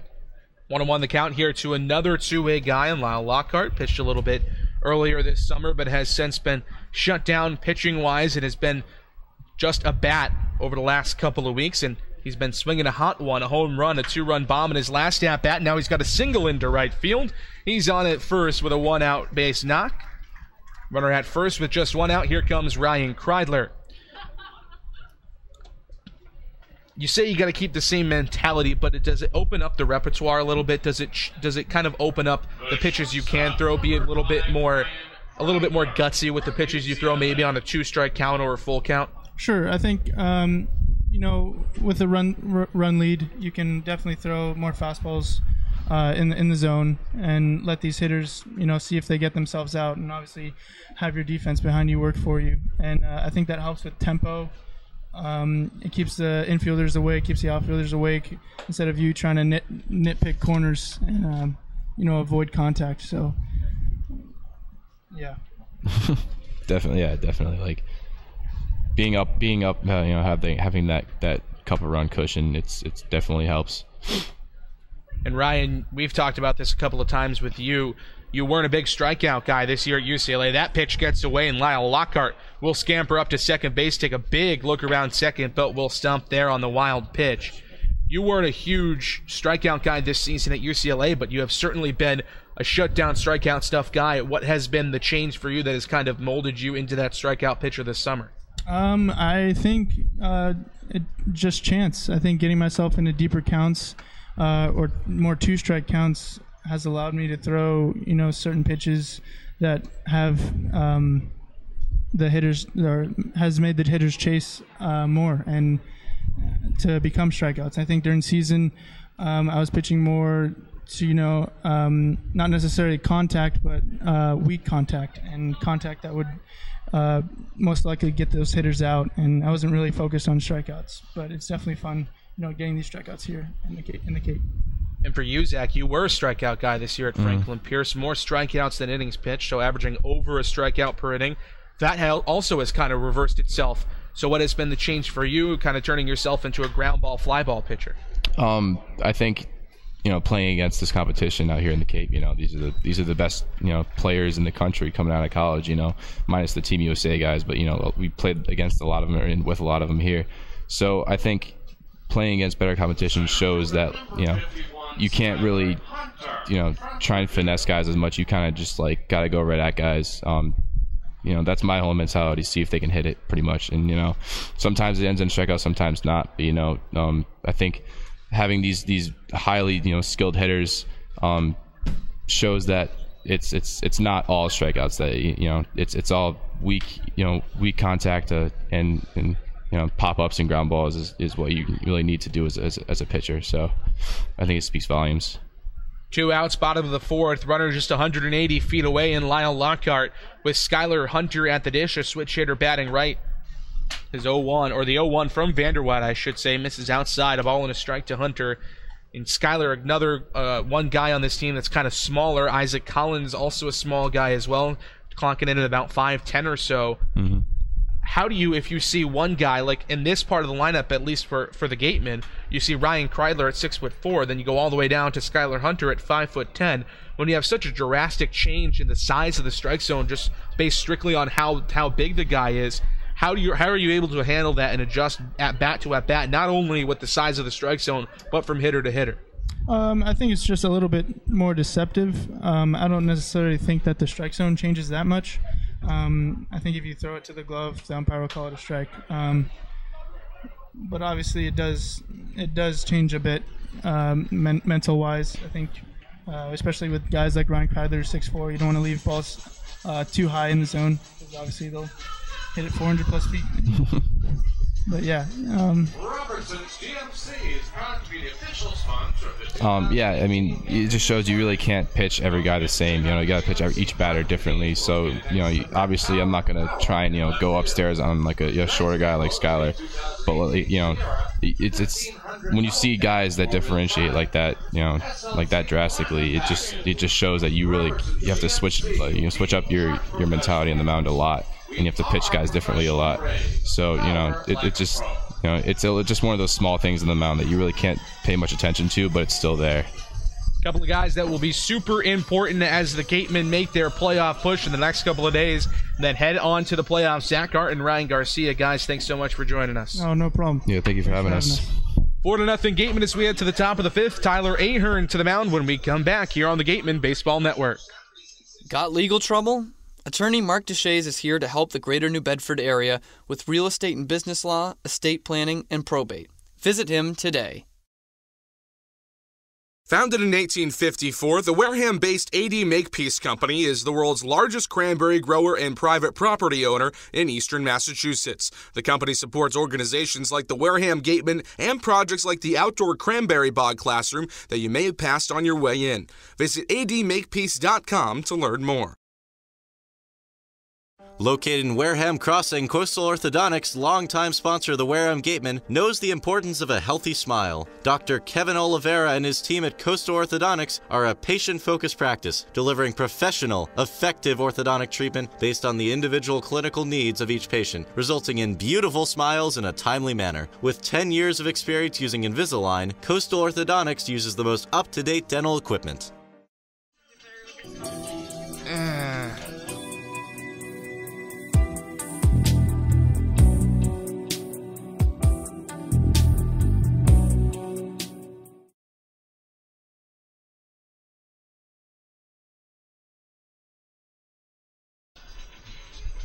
Tyler Ahern, the right-hander out of Florida State, to the mound in the top of the fifth inning. This pitching change is brought to you by Lang, Exafaris, and Bullard. Or no, it's not brought to you by Lang, Exafaris, and Bullard. It's actually brought to you by the Bay Point Club. Onsets 18-hole championship golf course with a driving range open 7 days a week and senior discounts offered every day. We are always welcome to the public, so go get to the point. The right-hander out of Florida State, kind of following in suit with what we saw at Hartford. Nathan Florence gets the game going. Then we see one inning from a starter, and now we are seeing Tyler Ahern in his 6th appearance of the season. I should say in his 7th appearance of the season. I beg your pardon. He is up 0-2 against Thad Phillips here. A 6.23 ERA this season for Ahern. In those 6 games previous to this one, he's gone 13 innings, given up 18 hits with 6 walks to 6 strikeouts. The 0-2 from the right-hander out of Florida State is skied foul down the right field line. Still 0-2. And from Zach Hart and Ryan Garcia, we're now joined by another special guest, our producer and color man extraordinaire, Trevor Russo, in the booth with us now. Ahern has struggled at times this season. What does he have to do here against the bottom of the order as he strikes out Thad Phillips? A big strikeout to start his outing of Phillips. What does he have to do to keep this at a 4-run game and a 4-run lead for the Gatemen? Well, I think he's got to be able to paint the corners a little bit. You know, he has 18 hits through 13 innings of work. He's only got 6 walks, though, so control has not really been his issue. It's been leaving the ball in the zone and having people tee off on him. And he strikes out someone there in Thad Phillips, who's hitting 155, so that's a great start for Tyler Ahern. First pitch now to Danny DiGiorgio, the number 9 man in this batting order. First baseman out of Rutgers, near to your home in Princeton, New Jersey. Rutgers, of course, in East Brunswick. Yeah, that's where I got my lifeguard license. Ah, so you're saving lives and pressing all the right buttons for our broadcast. What a versatile guy. Thank you. 0-2 the count to Danny DiGiorgio, who is 0 for 1 today, grounded out to the second baseman, Isaac Collins, back in the second inning. Top of the 5th from Spillane, 4-0, the Wareham lead. Gian Martellini sets up on the outside corner. The pitch home is skied foul down the right field line. Jacob Goldfarb will give it a look, but it will get out of play. DiGiorgio 0 for 1 yesterday as a pinch hitter in Bourne's loss to the Hyannis Harbor Hawks. Hyannis already with a win today. As we stand right now, a 1-point lead over the Gatemen, but with the Gatemen up 4-0, if they can close out this game in the next couple of innings, they will still have that 1-point lead that they started the day with if they can respond with 2 points of their own. Yeah, as most Gatemen fans know, and as Austin Shenton in one of our little bloopers explained, you really want to see Katuitt if you're a Gatemen fan, not Falmouth. This one bounced to Isaac Collins. Smooth one-arm throwing motion over to first base. 2 gone in the inning against Tyler Ahern.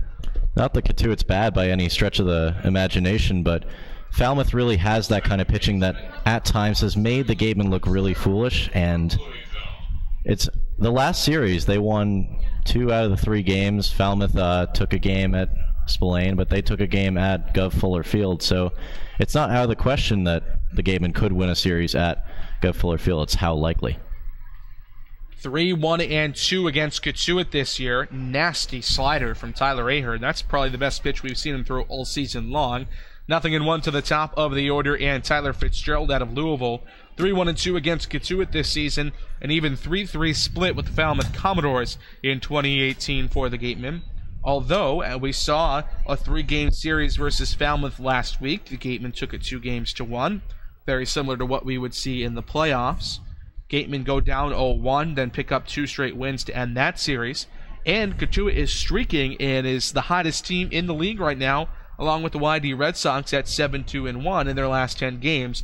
So there are a lot of things to be kind of cognizant of moving forward if you're a Gatemen fan as this seeding shakes out. Slap to the right side, the left side. Third baseman Austin Shenton comes up throwing. Nice pick out of the dirt by Lyle Lockhart. 3 up, 3 down against Ahern in the 5th inning. Still a scoreless ball game here for the Bourne Braves. The Gatemen, though, have 4 runs. It's 4-0 Wareham here on the Gatemen Baseball Network. Village Signs of Mattapoisett. They do it all, from logo design, trucks and buildings, to boats. Village Signs has proudly served Southern New England for over 35 years. Visit them at villagesigns.inc.com for all your signage needs. The Gatemen wish to thank Patty Wild and the trustees of the John Wild Charitable Trust for their continued support of Gatemen Baseball in Wareham. South Coast Health, operators of Charlton Memorial Hospital, St. Luke's Hospital, and Toby Hospital, delivers an unmatched combination of clinical excellence with a personal touch. They are proud to serve as southeastern Massachusetts and Rhode Island's only not-for-profit health system, as well as the region's largest employer. South Coast Health, the best care plus something more.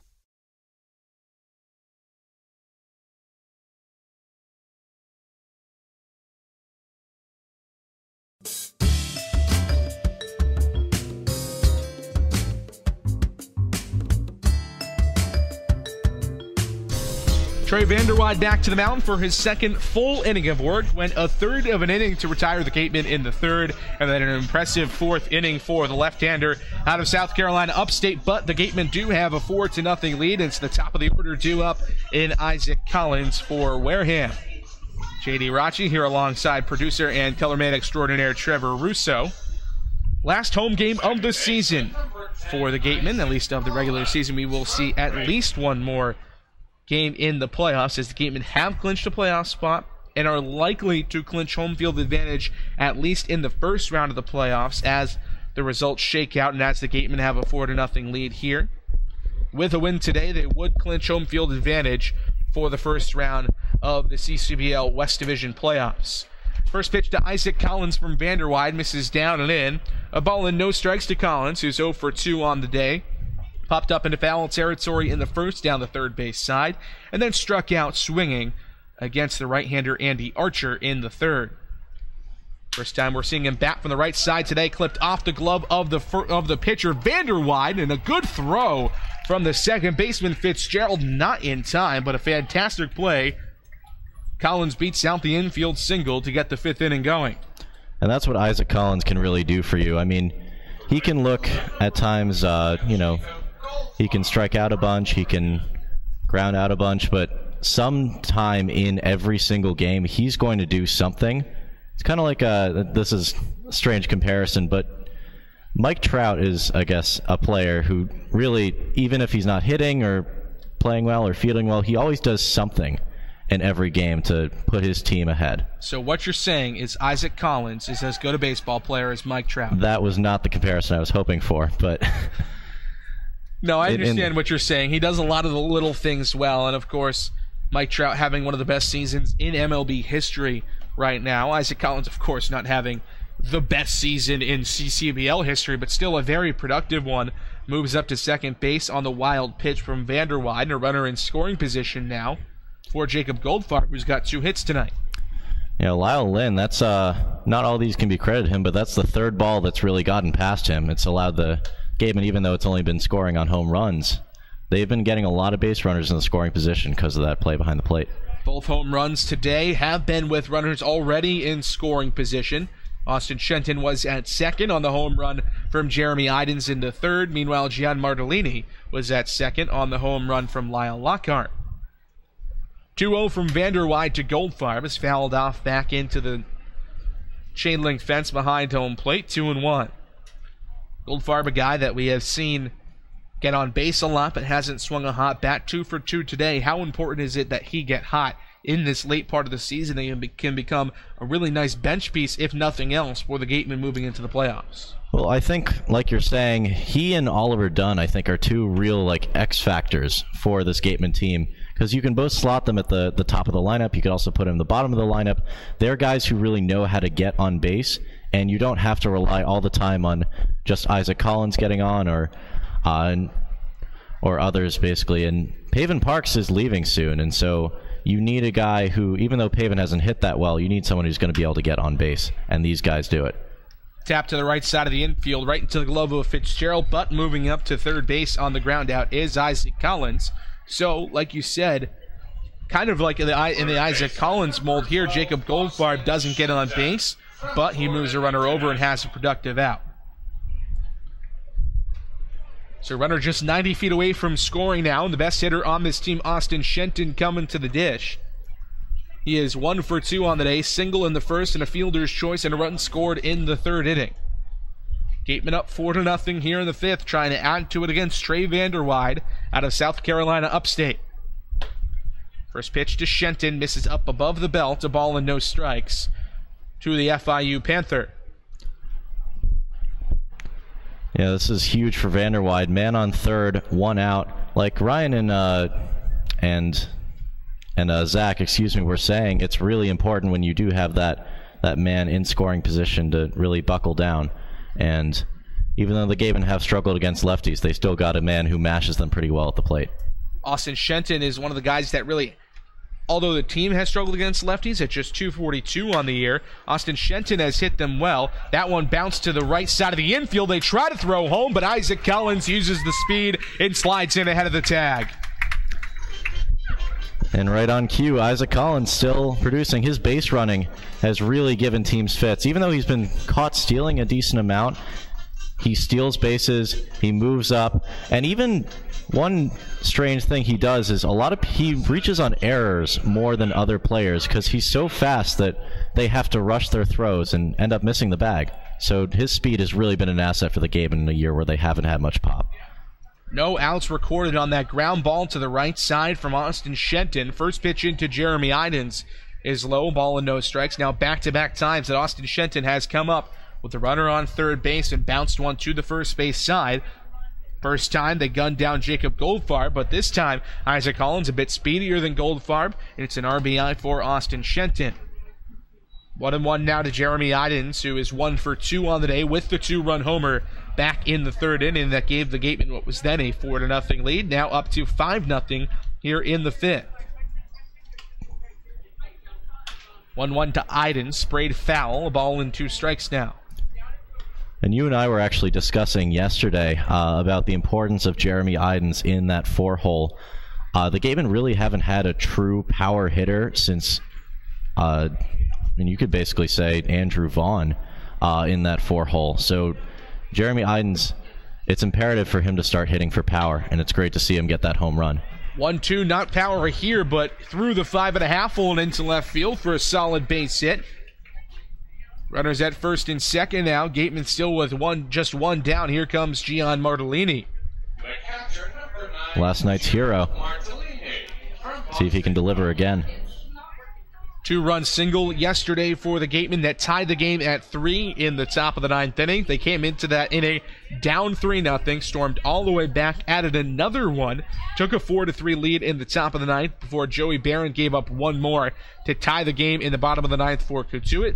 But the Gatemen were able to salvage 1 point that could be absolutely crucial moving forward.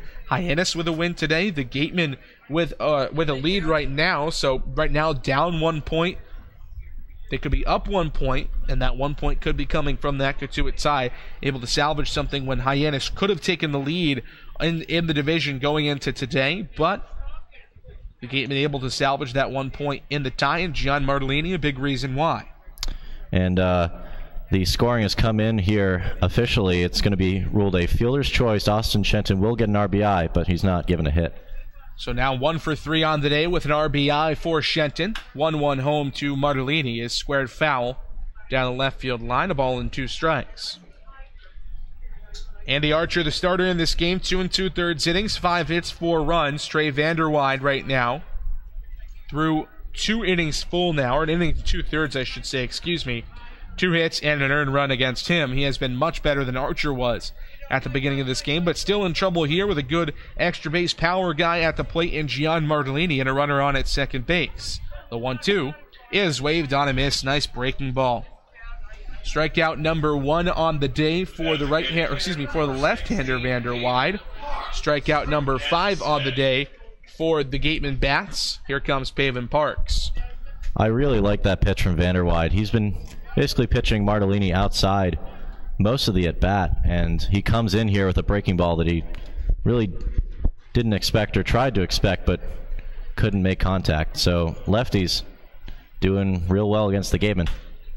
This one sprayed into left field and down for a hit for Pavin Parks. Austin Shenton being waved around third. The throw will come in high. Now they'll throw down to third base to try to get Jeremy Idens. They got him there, but the run will score for Austin Shenton. An RBI single for Pavin Parks and a 6-0 lead for the Gatemen as we head to the top of the 6th inning. 6-0 Wareham here on the Gatemen Baseball Network. We'll be right back from Spillane Field.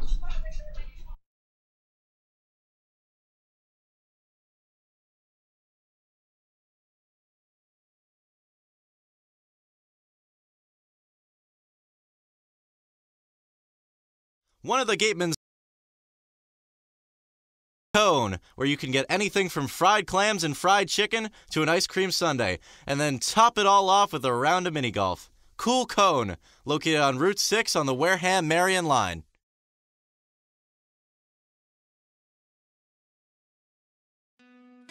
Wareham House of Pizza has been serving Wareham and Marion for over 40 years with steak and cheese, pizza, and subs. Located in Shaw's Plaza, head on over for pickup or let them deliver to you.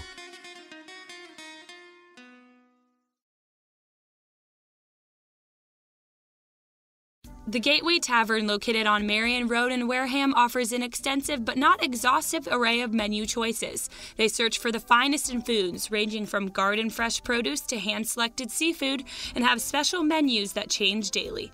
The Gateway Tavern is proud to be the official helmet of the Wareham Gatemen.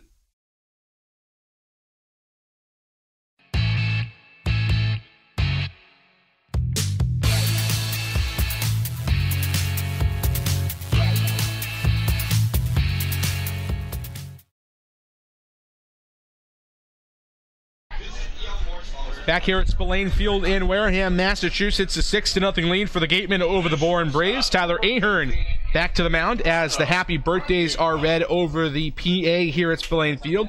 And we here at the Gatemen Baseball Network want to wish a special happy birthday to Margaret Switzer, grandmother of Ryan Garcia, who just joined us in the last couple of innings. A big happy birthday to you, Margaret.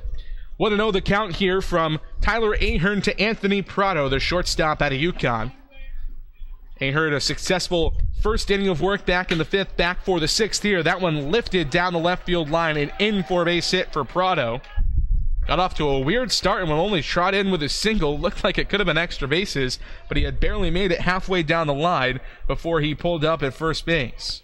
Yeah, I don't know exactly what was going on there. Even on a sharp hit single, you see those guys take the big turn just to kind of get the fielder a little worried about it, but kind of the opposite that time.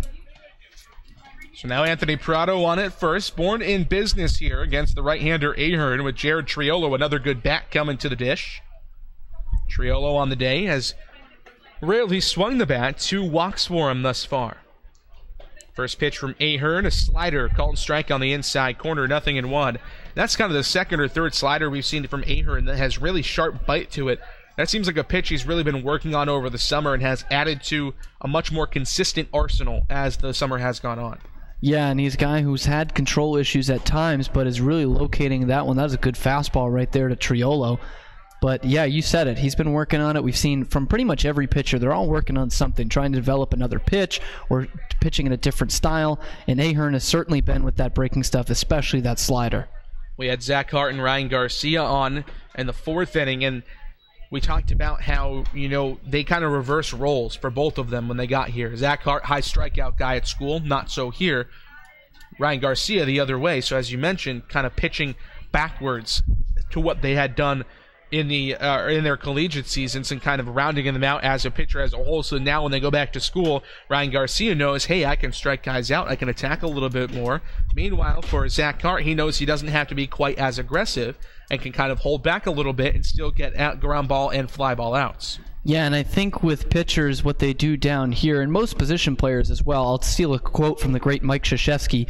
He said back in 2011 when Kyrie Irving was out for the year for Duke and Nolan Smith was kind of the guy they relied on.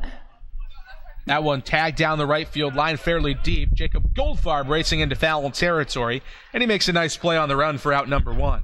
Finish up that quote. He said, when Kyrie was on the team, we could coach to their strengths. When he's not there, we coach to their weaknesses. And he thinks that made it a more well-rounded team. And I think that's what guys do when they have this summer of development down here on the Cape. They can work on their weaknesses more so than playing to their strengths. Obviously, you want to win, but it doesn't mean as much as playing in your college baseball season. It really is all about development, and the coaches know that too. They get a word in their ear from each of the college coaches for the guys that are coming in. A guy like Cade Cavalli, we hear he's a position player all year, but we want him to be a starter for us next year at Oklahoma, and that's what you do. You work on him to become a starter, and you coach to their weaknesses rather than their strengths. And one guy that really comes to mind for me in terms of that is Luke Roscom. Came in, wasn't a huge walk guy, did not look at a lot of pitches, was fairly aggressive, swing and miss kind of guy coming out of Nebraska, but now he has turned into an on-base machine for the Gatemen that watches a lot of pitches and works really good at bats. A couple of times this season, we have seen him with multi-walk games and as many as 3 walks in one game. Other guys like Ryan Garcia and Zach Hart kind of in the same vein. 0-2 the count here to Ashton Bardzell. He'll now talk things over with the third base coach here for Bourne. We'll set the table for you. Runner at first base is Anthony Prado. He reached with a single. Jared Triolo followed that up by flying out into foul territory down the right field line. So 1 on and 1 out with 2 strikes against Ashton Bardzell against the right-hander Tyler Ahern. Home plate umpire PJ McConville making a note in his notepad, and we're almost about ready to go back here at Spillane Field as McConville gives the sign to Ahern that everything is ready to go. 0-2 the count, the 2-strike pitch. Called strike 3 on the inside corner. Big strikeout for Tyler Ahern, his second of the day, and the 4th for Gatemen pitching. All of them are brought to you by Lang, Forrest, and Bullard, the official strikeout sponsor of the Wareham Gatemen. Here comes Lyle Lynn.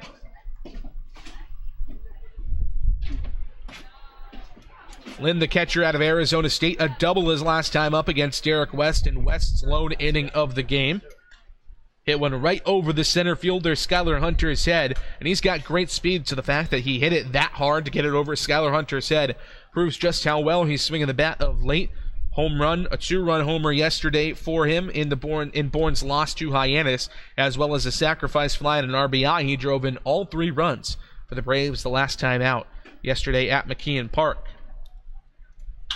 0-1 ripped right back up the middle and into center field. It falls in front of Skylar Hunter and Jeremy Idens for another base hit for Lyle Lynn. He continues to swing a hot bat here in the 6th against Tyler Ahern.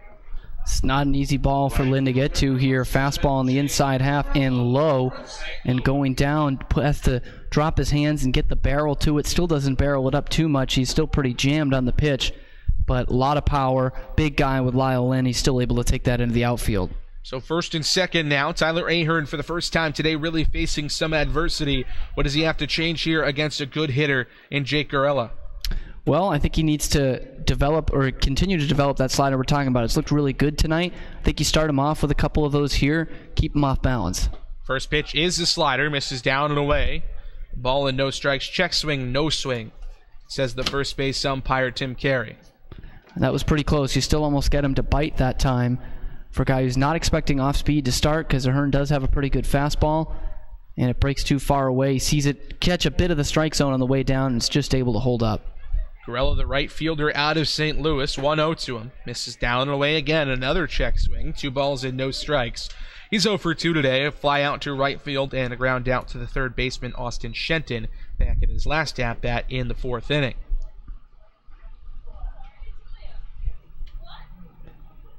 Late season edition for the Bourne Braves has only played in a couple of games for him.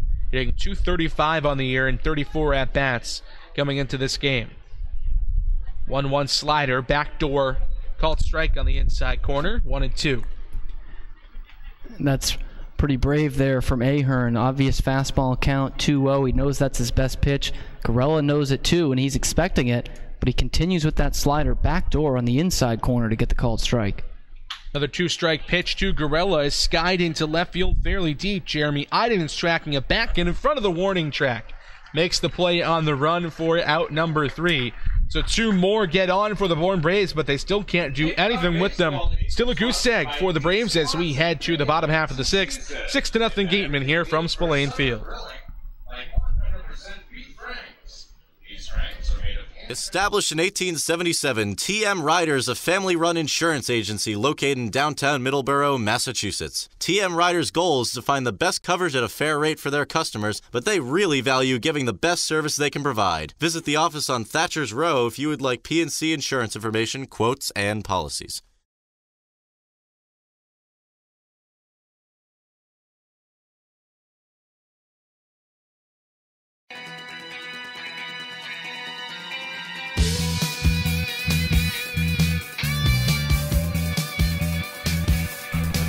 And it's time for the second Cape League update of the night.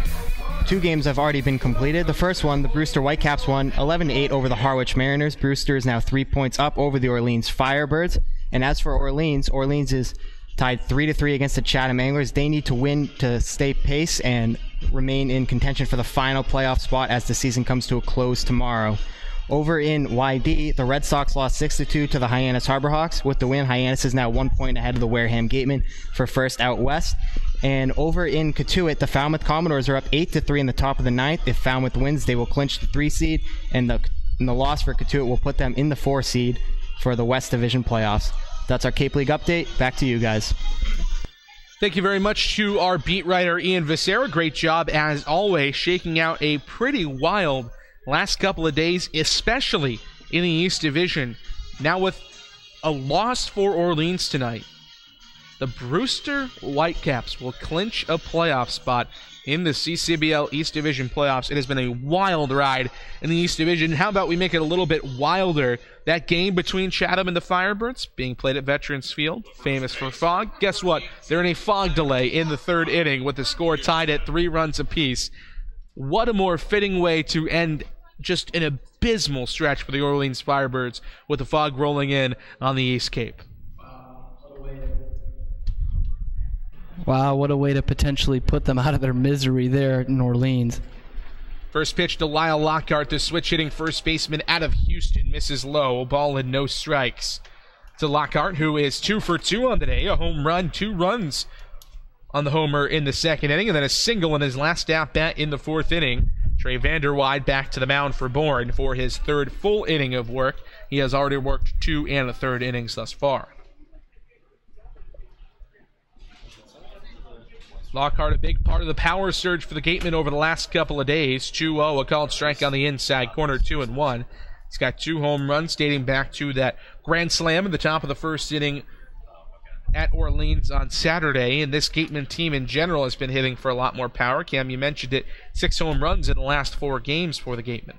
Yeah, it's just one of those things. I guess it just has come together because it's been guys who you've expected some from that you haven't gotten. Lyle Lockhart with a couple now in that stretch. Austin Shenton has doubled his total, but also 2 from Ryan Kreidler. So it's just kind of come together for the Gatemen. It's at the right time.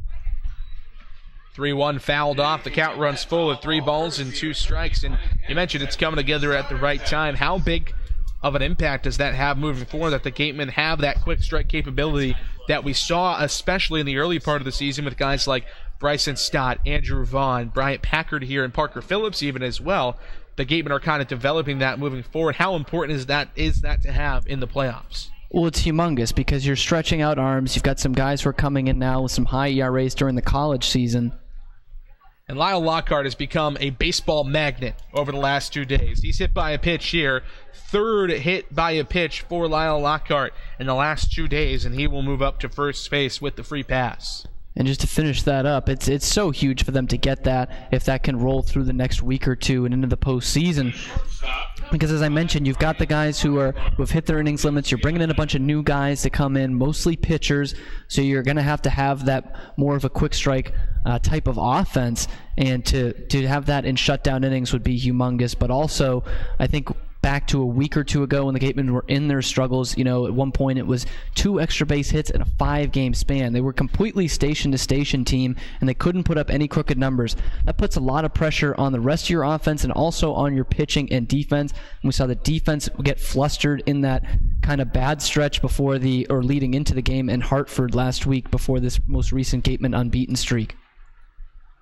Ball and no strikes here to Ryan Kreidler. The Gatemen winners of 3 in a row, sort of. They haven't lost in 4 days. Of course, the tie yesterday against Katuitt, but going into that game, we're on a 3-game winning streak, 6-3-1, in their past 10 games. One of the hotter teams on the Cape, coming of age almost. We've seen this team kind of mature over the last couple of days at the exact right time, and a guy that we have seen a lot of it from is Ryan Kreidler.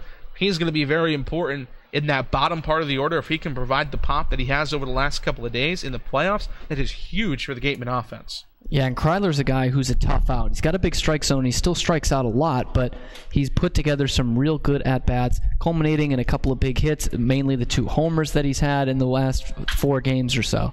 This one stung to the shortstop, onto second for 1, onto first, a double play to get the first 2 outs of the inning. 6-4-3, Prado, Fitzgerald, DeGiorgio. 2 gone in the 6th for the Gatemen. In the bottom of the order, Skylar Hunter coming to the dish. Center fielder number 51, Skylar Hunter. Another well-hit ball from Ryan Kreidler, but just right at Anthony Prado that time around. He has hit a lot of balls well today. The one that he grounded out on in the 5th inning was also well hit. So things are starting to turn in his direction, especially with the power numbers like we talked about. Another guy that's kind of having things turn in his direction, Skylar Hunter. The center fielder out of Purdue, switch hitter, batting right against the left-hander Vanderwide. He's 0 for 2 on the day, but yesterday, productive day, 1 for 3, a walk and a stolen base. He has turned it on over the last couple of days. Yeah, and I look at the numbers now. 571 average in his last 5, 333 in his last 10, a bit of a bigger sample size. He has really gotten the bat going recently. I think of that game in Orleans where he had 3 hits, got on base 4 times, including a double in there. He's really starting to stroke it, and that's huge. Again, the bottom of the order for the Gatemen has been the key to this offensive surge, and it's guys like Hunter who make it a tough out in the number 9 spot who can flip it right back up to the top. Down a ball and 2 strikes now, even at 2-2. For another pitch in the dirt from Trey Vanderwide, 8 up, Lyle Lynn behind home plate. It's the bottom of the order that's really been coming alive for the Gatemen over the past couple of days. We've been asking for a little bit more from the middle part of the order in Jeremy Idens, Paven Parks, Lyle Lockhart, guys of that variety. But with the bottom of the order, Skylar Hunter pretty firmly in that 9 hole. Check swing, and he does go around, says PJ McConville. But to finish up my point, once you get him on, he is dangerous on the base paths. Great speed, probably the fastest guy on this Gatemen team. But here in the 6th inning against Trey Vanderwide, the Gatemen go down 1-2-3 against the left-hander. We're headed to the top of the 7th, still a 6-0 Wareham lead when we come back here on the Gatemen Baseball Network. The Beach House Grill at Chatham Bars Inn Resort and Spa is the perfect spot for a seaside lunch or evening clam bake. A proud member of leading hotels of the world.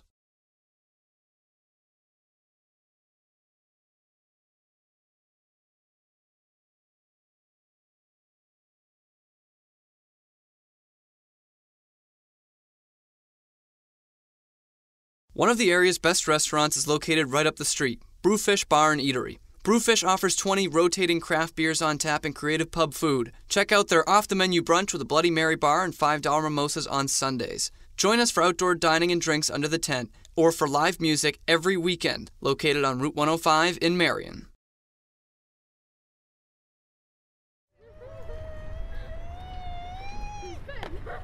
Beat the heat and join us at Waterways, a water experience unlike any other this side of the bridge. Open daily, head over to the water park on Route 28, the Cranberry Highway.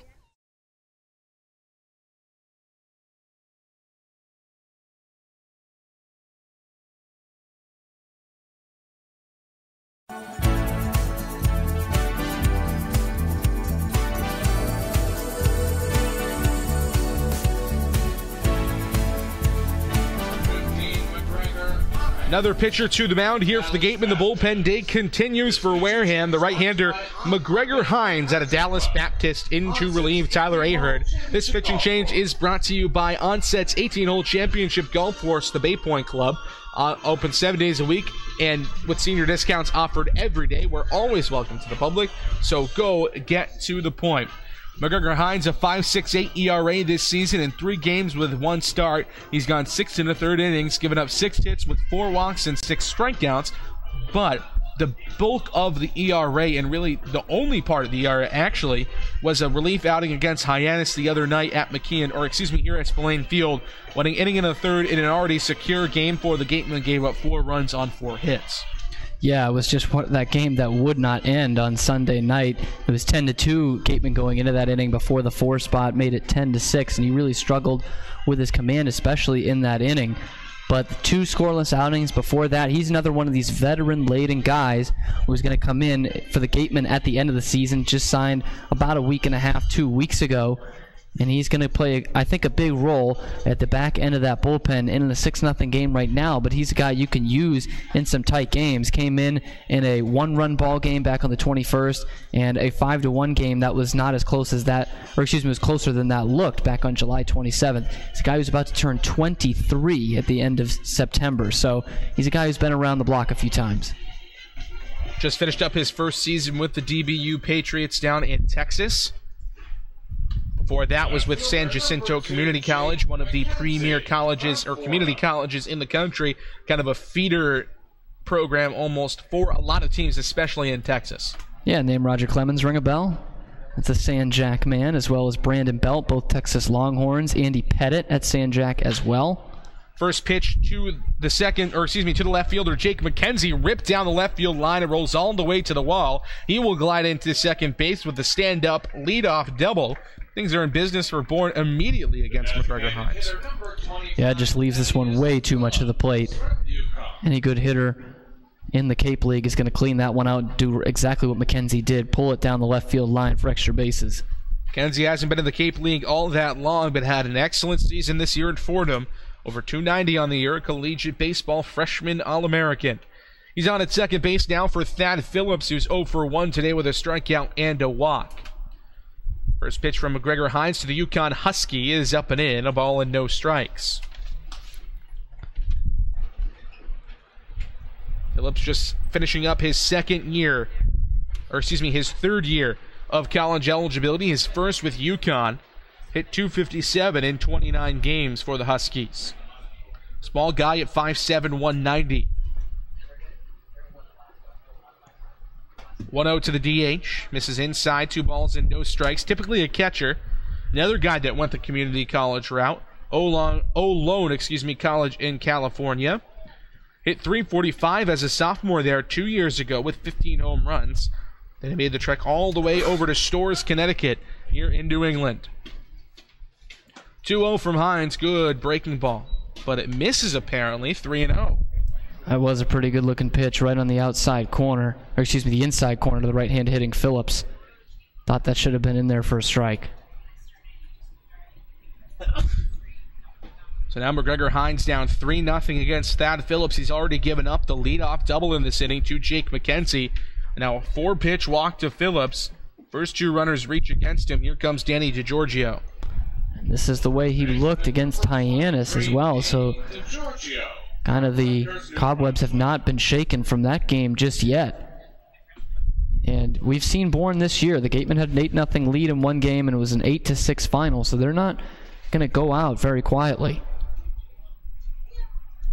Now another late season addition, Danny DiGiorgio strides in, 6'4", 200. Just finished up his redshirt freshman season at Rutgers in the Big Ten. First pitch to the Staten Island native, rides up and in, a ball and no strikes. Hines continuing to falter, has only thrown 1 strike in this inning, and that was the strike that flew off the bat of Jake McKenzie for a leadoff double. 5 straight pitches out of the strike zone for the DBU Patriot. 1-0 to the Scarlet Knight from Rutgers, in there for a strike, 1-1. I like to talk a lot about, after the 4-pitch walk, how they serenade you at Bluebell Park. If one guy knows about it, it's McGregor-Hines, born in College Station, Texas, home of the A&M Aggies. You'd think he'd know better than that. They'll just keep screaming at you until you eventually throw a strike. It is one of the funniest traditions, I guess you could say, in college baseball, as long as you're not rooting for a team that it's happening to, or you are the guy on the mound. I think the most I've seen in a game that I've watched live was about 12 straight pitches missed out of the strike zone, and I'm pretty sure it was a TCU pitcher, so a little bit of extra animosity down in that Big 12 conference, so there was a lot of yelling going on at Bluebell that night. 2-1 from McGregor-Hines to the right-handed hitting Danny DiGiorgio, misses low, 3 balls and a strike. It's definitely one of the most intriguing atmospheres in college baseball. The best way I can describe it is being a cult down there in College Station. Okay. Which, I mean, you expect in football. You see a lot of schools around the country with those kinds of traditions, but to bring it to baseball is something that's unseen. 3-1, called strike on the outside corner. They tried to backpick Thad Phillips, and that looked like a very good throw down to first base. John Martellini insists that he was out, asking for Don Senna to come out and say something, but Senna is planted on the bucket right behind the protective screen down the the first base side. Guess you just got to pick your battles for that one if you're Don Snedden. Team's up 6-0. No need to ruffle the feathers of the home plate umpire, P.J. McConville, or the first base umpire, Tim Carey.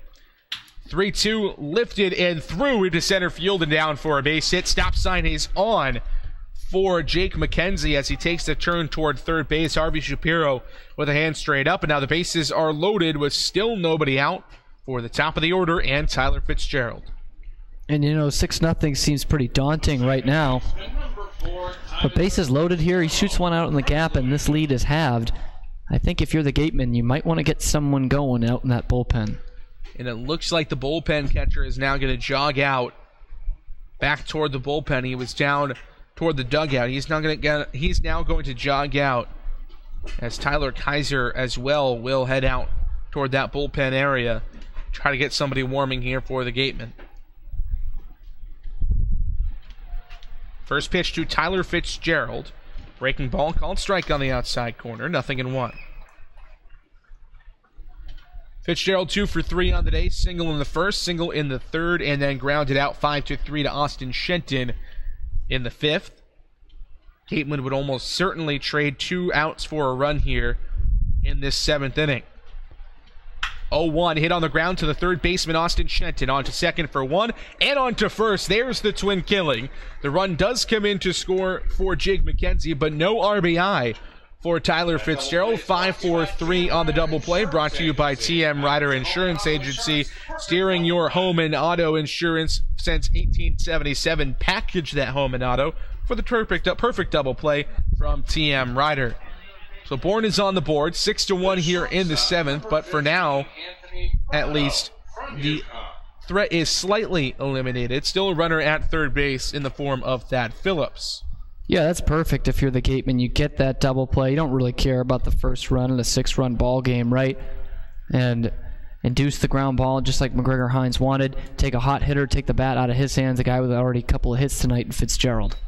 First pitch to Anthony Prado misses inside, a ball and no strikes.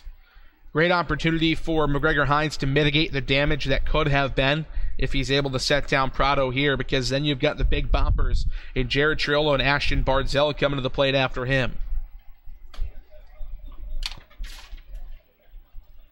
Prado in the batter's box with his UConn teammate Thad Phillips on at third base, and Prado, unlike Phillips, just finished up his first season of college eligibility, as he taps one to the third base side. Austin Shenton charges, throws overhand in time at first base to end the threat in the 7th. So bases loaded jam, only 1 run comes across to score for Bourne, their first run of the day. It's 6-1 Wareham as we head to the bottom of the 7th inning here on the Gatemen Baseball Network. Red Shirt Fridays is a national program created to acknowledge, honor, and support our troops who put themselves in harm's way to defend our freedom. In support of this program, the Cape League teams will be wearing a specially designed red jersey every Friday. This special weekly celebration of Red Shirt Fridays is sponsored by 47 Brand, HP Hood, Cape Cod Regional Transit Authority, Advanced Embroidery, and the Cape League. Support our troops and join us by wearing red each Friday.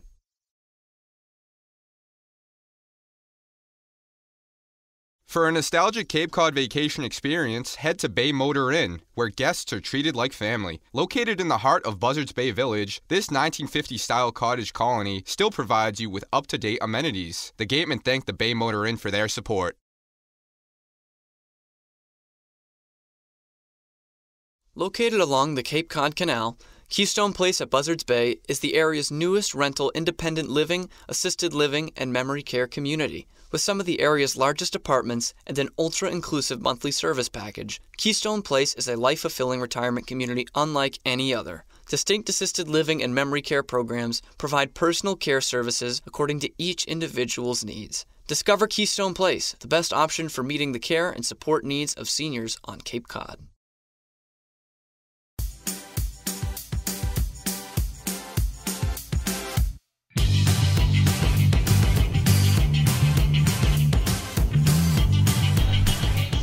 New pitcher for the Bourne Braves here in the bottom of the 7th inning. The right-hander out of Fordham, Kyle Martin, into the game for the Braves. He replaces the left-hander Trey Vanderwide, who goes 3 in the 3rd innings, gives up 5 hits to the Gatemen. 2 runs, both of them earned with 2 strikeouts.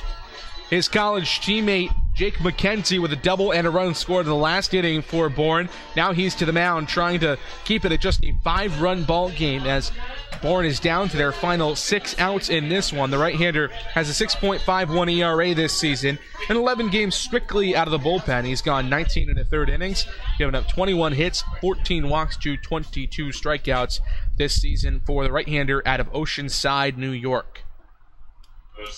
Isaac Collins, the switch-hitting second baseman out of Creighton, strides into the batter's box. He's 1 for 3 on the day, an infield single and a run scored in his last at bat back in the 5th inning. 4th AB of the day now for Collins, and every single one has led off an inning, has yet to come up with anybody out, anybody on, or anything other than just himself at the dish. Sure makes us look good for talking about how good the bottom of the order's been, huh? First pitch scorched down the third base side. Big arm and a big throw from Jared Triolo. He got the Speedy Collins at first base. That's really tough from Triolo to range that down on the backhand, and a hard throw across the diamond on just one hop over there to DeGiorgio. Collins, one of the fastest guys on the team for the Gatemen. He's not easy to get him, especially when he's coming from that left-hand hitter's batter's box. Now 1 gone in the inning for Jacob Goldfarb, and Triolo with that big frame, about 6'3", 6'4" out there at third base. A little bit bigger than your average third baseman in terms of height, but the arm to match kind of reminds me, not calling him Manny Machado, but a bigger guy with a big arm at third base. Of course, Triolo a natural third baseman, Machado a natural shortstop. And he's used to having guys have good picks out there at first base. Obviously, the guy he's throwing to in college, Lyle Lockhart, splits his time between first base and outfield out there at Houston.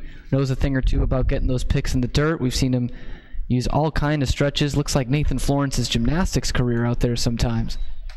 First pitch into Jacob Goldfarb, a called strike, 0-1 to the right fielder from batting from the left side. He's 2 for 3 on the day with a couple of singles. And anytime we can mention the fact that Nathan Florence competed in the National Junior Olympics in 2012 for gymnastics, that's a good time to use it. Anytime we can is when we want to bring it up. Anytime. Goldfarb, the Oregon Duck, a ball and a strike from the right-hander Kyle Martin. He's had a successful day today, has Goldfarb. That one fouled off right toward us, 1-2. Goldfarb, one of the pieces moving forward for the Gatemen, that if he is going to be an everyday guy, he has got to hit well. He has done that today. It has shown that he can get on base at a high rate already. Now if he can add the bat, he is a good piece moving forward. Sure is, and especially a guy who can play a couple different positions with Paven Parks on the way out after tonight's game. He's going to be a versatile guy and a crucial piece going forward into this playoff run. Has played just the corner outfield thus far for the Gatemen, but he also catches at Oregon. Saw him catch at the Fenway workout, catch a little bit also with the Cotuit Kettleers this year. 2-2. Big rip and a miss. Set a fastball in the outside corner. Taps himself on the helmet, says, "Why'd you swing at that?" He's down on strikes. 2 gone in the inning against Martin, his first K of the day. So Martin doing his job here. 2 up, 2 down against him, but now he's got a dangerous hitter in Austin Shenton at the dish. He is 1 for 3 on the day, but has reached every time he's come to the plate. A single and a pair of fielder's choices, as well as a pair of runs scored. First pitch from Kyle Martin to Shenton, a called strike on the outside corner, 0-1.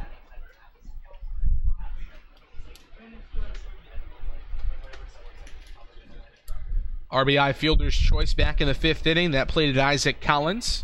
Also scored a run in that inning on the RBI single from Jeremy Idens. Should say from Paven Parks, I beg your pardon.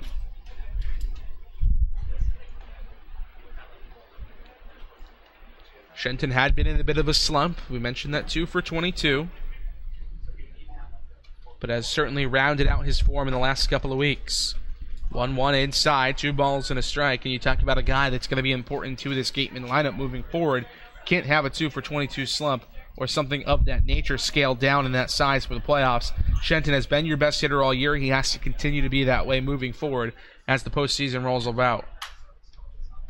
Yeah, Shenton is your catalyst, even in that 3 spot. The offense has definitely gone through him. When we've seen his struggles is when the Gatemen have struggled their worst offensively, save that one game in Orleans where he was the only guy in the lineup without a hit and they still scored 11 runs. It has really gone through Austin Shenton this year. So, yeah, like you said, can't have that from this point forward in the Gatemen season. But he has corrected it, down 2-2, or even at 2-2 here. Now he's up 3 balls and 2 strikes on a full count. And can you even call it up when it's 3-2? I mean, there were more balls in the count than strikes, but you're still on 2 strikes. Right, so I guess you can't be up. It's a nice technicality. We'll call Never really thought of it like that. Here comes the payoff pitch. Big rip and a miss at a fastball, and apparently he was down 3-2 because he strikes out swinging for the final out of the inning. Gatemen down in order, 1-2-3 in the 7th, headed to the top of the 8th. But before we get there, Mary orders will be with Don Sneddon. Take a couple of minutes to let Don get squared away and ready to do that interview. What has impressed you most from the Gatemen today? I just think the offense has kept it going. They've kept the line moving, put up some crooked numbers, and obviously the power has been there for the Gatemen today. So love to see that continue on, and a great start from Nathan Florence as well. Really impressive. Don Sneddon and Mary ready to go on the sidelines. What do you have for us, Mary? Thanks, guys. So, Coach, Nathan Florence with the start, and we've seen quite a few guys come out of the bullpen. What have you thought about the pitching today? Well, we've only given up 1 run, so they've got out of some jams, so happy to throw in some strikes. Florence got in some trouble. He walked 3 guys, if I'm not mistaken, and we just can't do that again as we play these final games in here. Home runs, guys get on base, become 2-run home runs, 3-run home runs, so we want to try to limit that damage. Lyle got a home run. What do you think of his home run?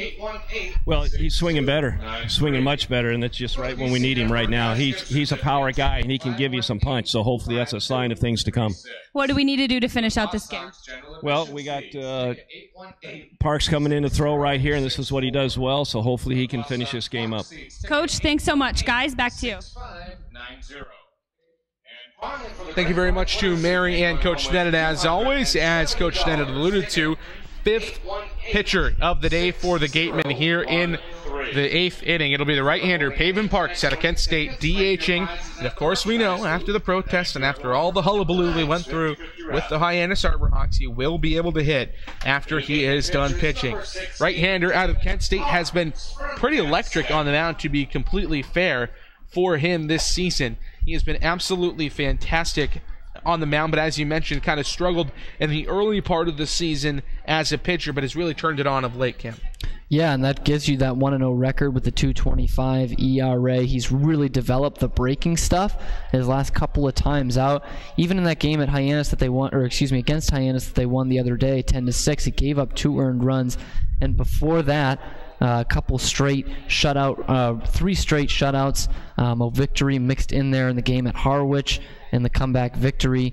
2 innings, only allowed 1 hit. In fact, it only allowed 2 hits in his first 4 appearances until that last time out against Hyannis, where he gave up 2 runs on 4. So he will do battle here with a good part of the Bourne Braves lineup. Jared Triolo, Ashton Bardzell, and Lyle Lynn, the 3 hottest hitters in this Braves lineup, due up in the 8th inning, with Bourne down to their final 6 outs. Parks, the right-hander out of Kent State, his first pitch home. Good looping breaking ball that just missed above the belt, apparently. A ball and no strikes. Triolo on the day, 0 for 1. A pair of walks, a caught stealing, and then popped out into right field to Jacob Goldfarb back in the 6th inning. As we mentioned, 5th pitcher of the day for the Gatemen. We knew it was going to be a bullpen day. It'll likely be another bullpen day tomorrow for Wareham in the final inning, or the final outing of the regular season against the Braves at Doran Park. Not sure who we'll see start that game. Guys like Zach Hart and Tyler Kaiser coming to mind to start that game.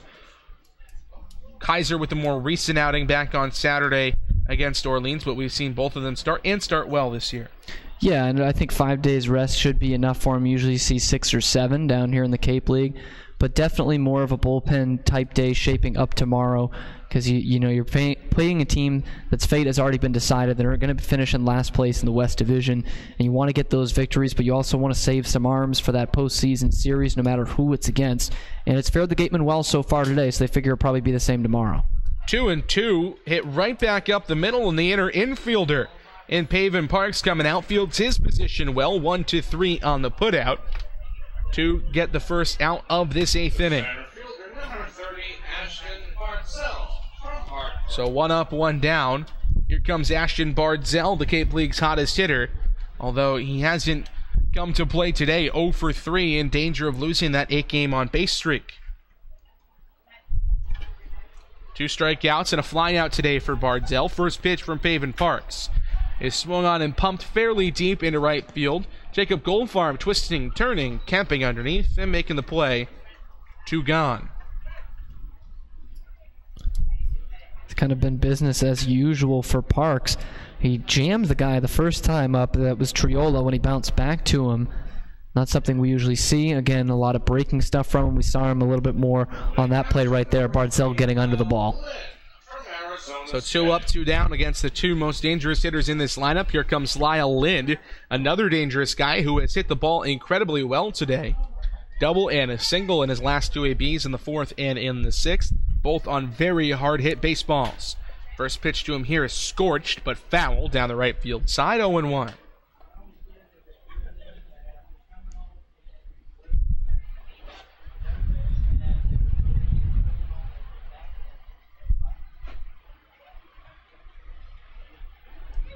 Lin, originally from Taiwan, played his high school baseball, though, in California at Junipero Catholic High School. Junipero Serra Catholic High School, better known as J. Serra. Beg your pardon. You better hope Tom Brady's not listening. Can't diss his alma mater like that. Listen, if Tom Brady is listening, I just want to give a big shout out to him. Thanks, Tom, for the 5 rings. 0-2, swung on and missed. Pavin Park strikes out Lyle Lind. Almost said Lyle Lockhart there. And the side is retired. 3 up, 3 down for Bourne in the 8th. Headed to the bottom half. Gatemen still up 6-1. Here from Spillane Field on the Gatemen Baseball Network. Clobbered high and deep to right center field, and this one is gone. A home run. Eastern Propane and Oil is the Wareham Gatemen home run sponsor. Each time a home run is hit by a Gatemen player, Eastern Propane and Oil donates a camp scholarship to a deserving youth. Eastern Propane and Oil, we're in your neighborhood. The Gatemen would like to thank Wareham Country Market for helping to feed the Gatemen players and staff after games. They are located about a quarter of a mile from the field on Route 6, offering a convenience store, a Dunkin' Donuts, and a deli. At the intersection of Route 195 and 28, Wareham Crossing, home of Lowe's, Target, and Red Robin, is the sponsor of the Gatemen Intern Program. They help to provide a world-class internship experience in broadcasting, marketing, sports management, and baseball operations. Check out Wareham Crossing's schedule for this year's Summer Movie Night Series.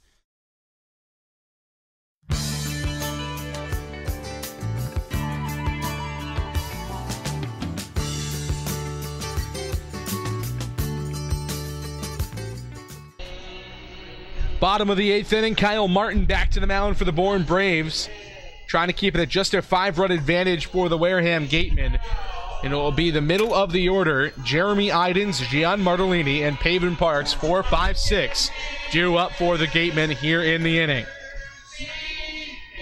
Sweet Caroline blasting over the speakers here at Spillane Field, being led by Keystone Place residents.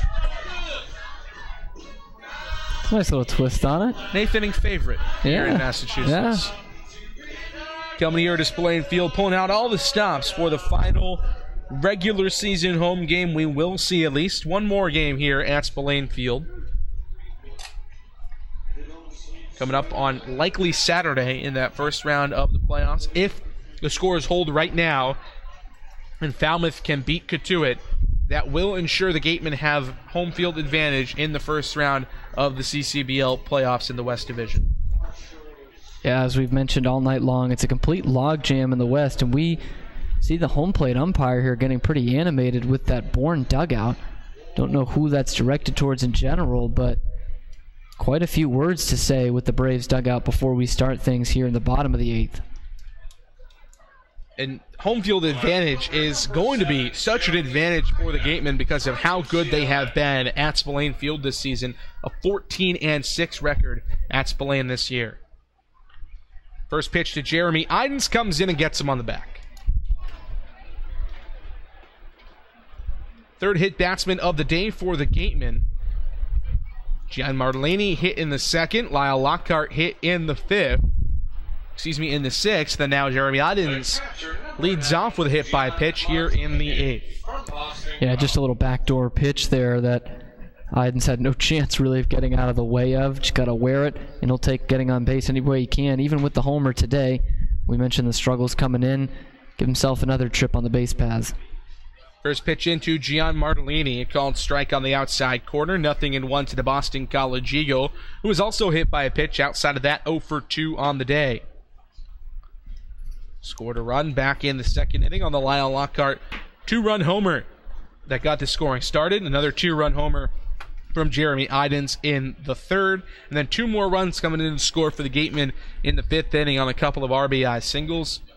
One from Idens, one from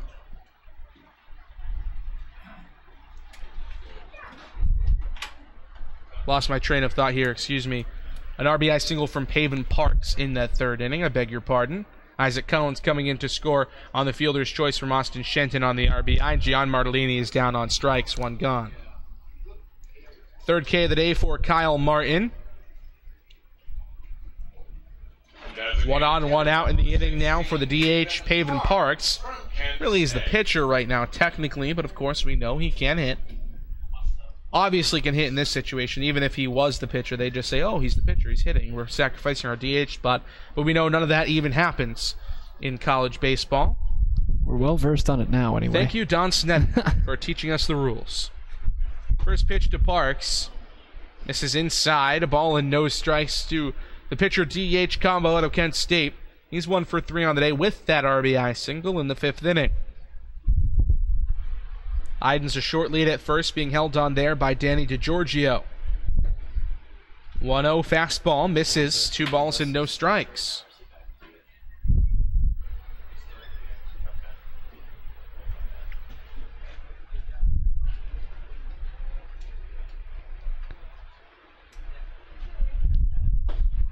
Fastball runs inside. 3 balls and no strikes now, as Kyle Martin has started to lose control up to 20 pitches through the first 2 innings of work here.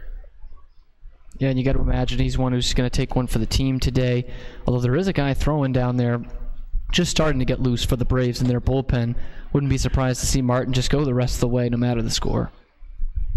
Delivers a get-me-over fastball for a strike. 3-1 now to Paven Parks, who, as we mentioned, has reached once today. Gatemen looking to add a couple of insurance runs here in the 8th, because as Don said to Mary a couple of innings ago, that nothing is ever for sure in this league. One swing of the bat with a couple of guys on, 3-run home run, 2-run home run. This lead is halved. This lead is kind of really shortened up in the later part of the innings, and we saw that a couple of nights ago with McGregor Hines giving up 4 runs in the 9th to the Hyannis Harbor Hawks, eventually able to get out of that, but not working with as much of a cushion as the Gatemen were in that game. This one a walk, though, to Paven Parks. Second free pass of the inning. First the hit by pitch from Jeremy Idens, and now the walk to Paven Parks. 2 on, 1 out for Lyle Lockhart. And like you just mentioned, things can turn around so quickly, especially in this league, but in baseball in general. Insurance is still pretty good, even with a 5-run lead, and you've got one of your best hitters right now, a guy who already has a homer today, Lyle Lockhart, coming up with a couple of guys on base. Martin has been wild. You've gotten those 2 on without the benefit of a hit. Seems like they're due for one right now, and that could be huge to add another run or 2 here in the 8th inning. We've already seen Lyle Lockhart deliver in this game today, the 2-run home run in the 2nd inning. Kyle Martin now ready to go on the mound after a bit of a waiting period. Looks back at second, his first pitch home to Lockhart. This is inside on a slider, 1-0.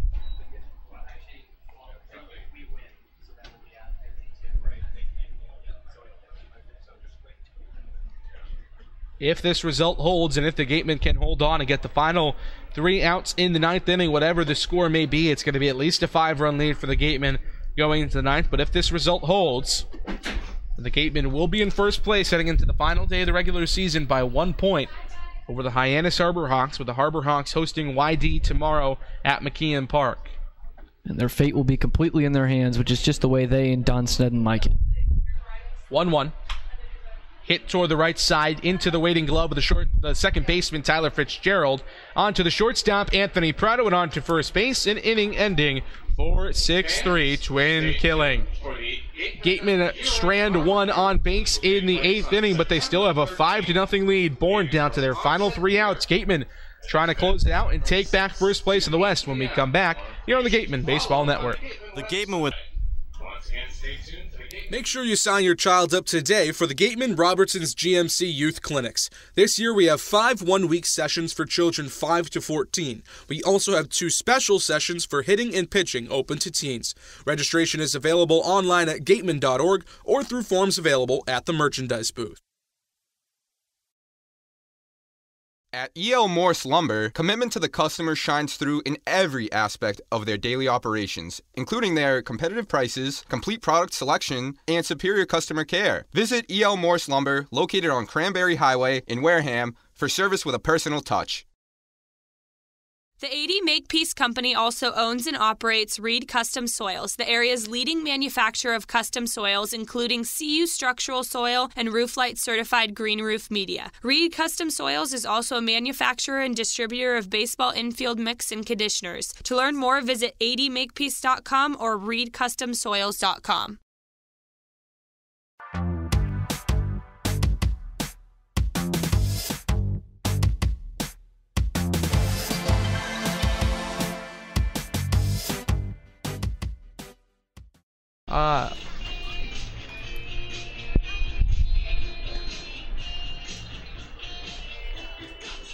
Top of the 9th inning from Spillane Field, 6-1 Gatemen.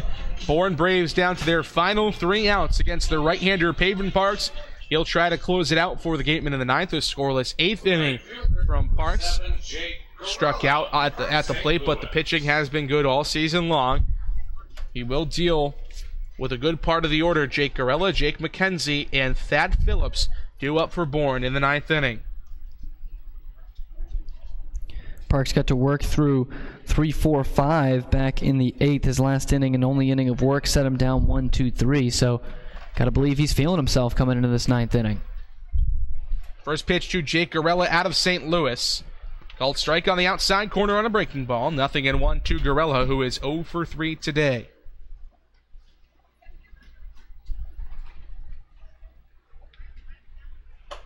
Oh-1 to the St. Louis Billiken. Misses up and away. A ball and a strike. We've had a lot of discussions about mascots this season. Billiken is one of my favorites. Yeah, and I was just going to say, Golden Flashes against the Billikens here. That's not bad. 1-1. Big rip and a miss from the Billiken from the Golden Flash. 1-2. Of course, last night, Henrique and I had to dissect what a Billiken is and where it came from. It's quite interesting stuff. Isn't it like a frog of some variety? Something along those lines? That's what it looks like. It looks like a frog, but what it is, it's like a good luck charm. And it's like a statue. It's basically like a Buddha statue, a very unflattering Buddha statue. But it's supposedly like a good luck charm, like a horseshoe or something like that. And it had a close resemblance to one of the St. Louis's coaches back in the day, so they just became the Billikens. 2-2 to the right side. Isaac Collins up and over, one gone.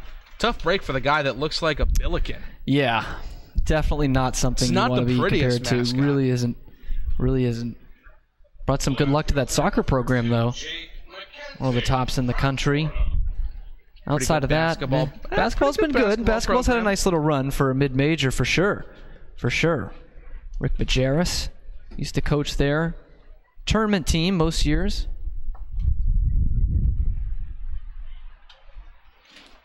From the Billiken to the Ram, the Fordham Ram, Jake McKenzie skies one down the first base side and foul. Lyle Lockhart chasing it, but he can't quite find it as the wind continues to ripple here at Spillane Field. Just a harmless foul ball. 0-1 to McKenzie, who is 1 for 3 on the day with a double and a run scored.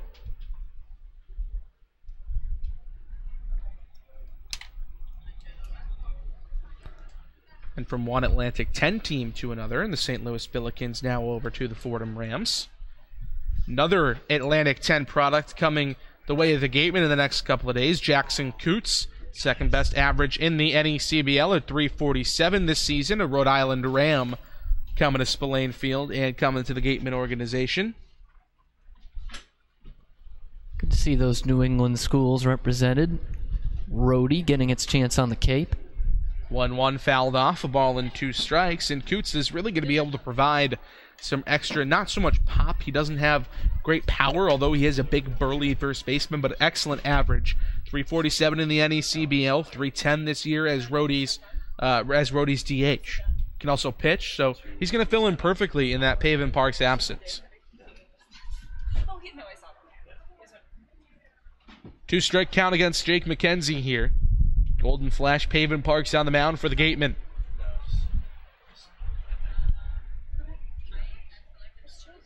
One, two. Slider is popped up down the third base side. Austin Shenton chasing over, and it bounces off the top of the wall, off the bottom of the bleachers over there down the third base side and out of play. So it's still 1-2. McKenzie's still alive. I think back, JD, to this game us as a broadcast team used to play early on in the season of trying to find the best athlete from each of those schools. I don't think we ever got a chance at Rhodey. Want to take a stab at who that might be? Lamar Odom would be the only one that would come to mind for me. It's gotta be. It's gotta be Lamar Odom. And he's making a comeback, just signed a pro contract overseas. Great to see Lamar Odom coming back from a very scary time in his life, battling addiction. Great to see him coming back and still being able to be a great role model for his kids. 1-2, misses outside, 2 balls and 2 strikes. Yeah, there's definitely not a ton of guys. I mean, in terms of what has come out of their coaching tree, I guess Danny Hurley heading off to UConn. It's a pretty good one. Of course, his younger brother Bobby, the head coach at Arizona State now, is one of the better point guards of his era at Duke back in the day, and a team you hold close to your heart. NCAA's all-time assist leader, Bobby Hurley. Not too shabby. There you go. Played in back the building. To back. Played in the building you are named after. 3-2 popped up back and right. Cameron Indoor Stadium. Fun fact, he has a daughter named Cameron for that same reason. Ah. There you go. How old is she? I'm not sure, actually. Is she around your age range? Because that probably. Seems like a match I think she's a couple years younger, if my math's right. I haven't heard it in years. Dick Vitale rambled on about it at some point. Oh, of course. It's Dickie V. How could you not ramble on? You tune out at some point, though. 3-2 slider inside and low. Walk to Jake McKenzie. Inning still alive here for the Bourne Braves. Still down to their final 2 outs, though. Here comes Thad Phillips. Of course, I asked her age because I didn't know if she was a little bit older than you, possibly. Could be. A couple years out of college, though, for Bobby would be right around my age and born in 97. We might need to put on our Big J pants and find this out. Let's check it out. If we can find that out readily. I'm sure we can. There's a wealth of information on the internet.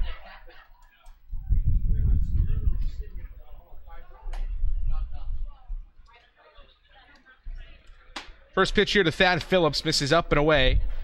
A ball and no strikes.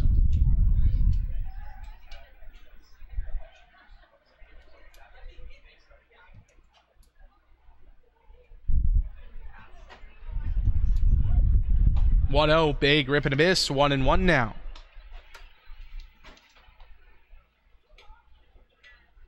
Of course, all the Hurleys under the tutelage of one of the most legendary high school coaches in the country, Bob Hurley Sr.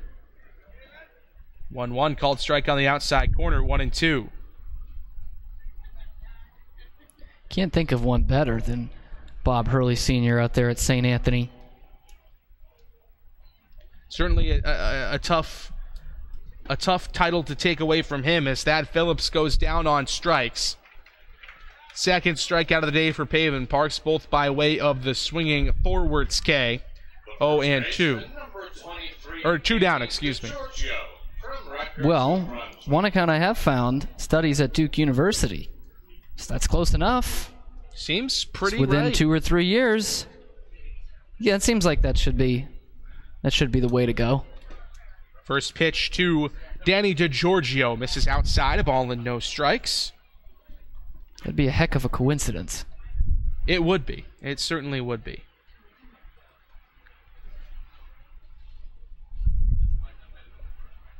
(1-0). Called strike on the inside corner. 1-1 to Danny DeGiorgio, who is 1 for 3 on the day. Couple of ground outs, but a single in his last at bat back in the 6th inning. Rutgers University Scarlet Knight, another great mascot. He's down 1-2 here, and Bourne is down to their final out and their final strike.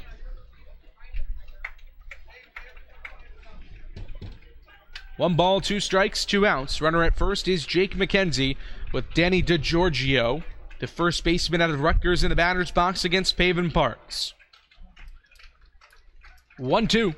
Slider inside. 2 balls and 2 strikes.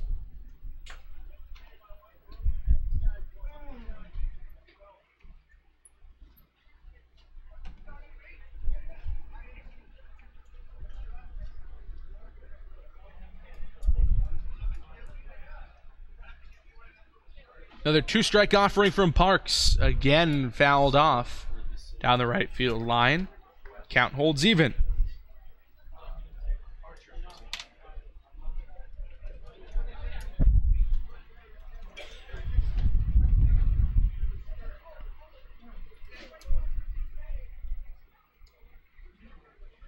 Two. Breaking ball misses down and away, and the count runs full. Yeah, just a bit low there from Parks. A lot of the crowd wanted it here, but that is definitely a swing and miss type of pitch that he's able to hold up on. 3 balls, 2 strikes, 2 outs in the inning. Payoff pitch from Parks. Here it comes. Called strike 3 on the inside corner.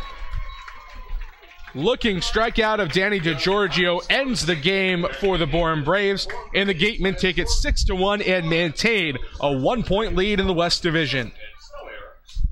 Obviously, big win for the Gatemen today. They all are at this point to keep pace with the Harbor Hawks winning. And it was that quick lead, I think, JD.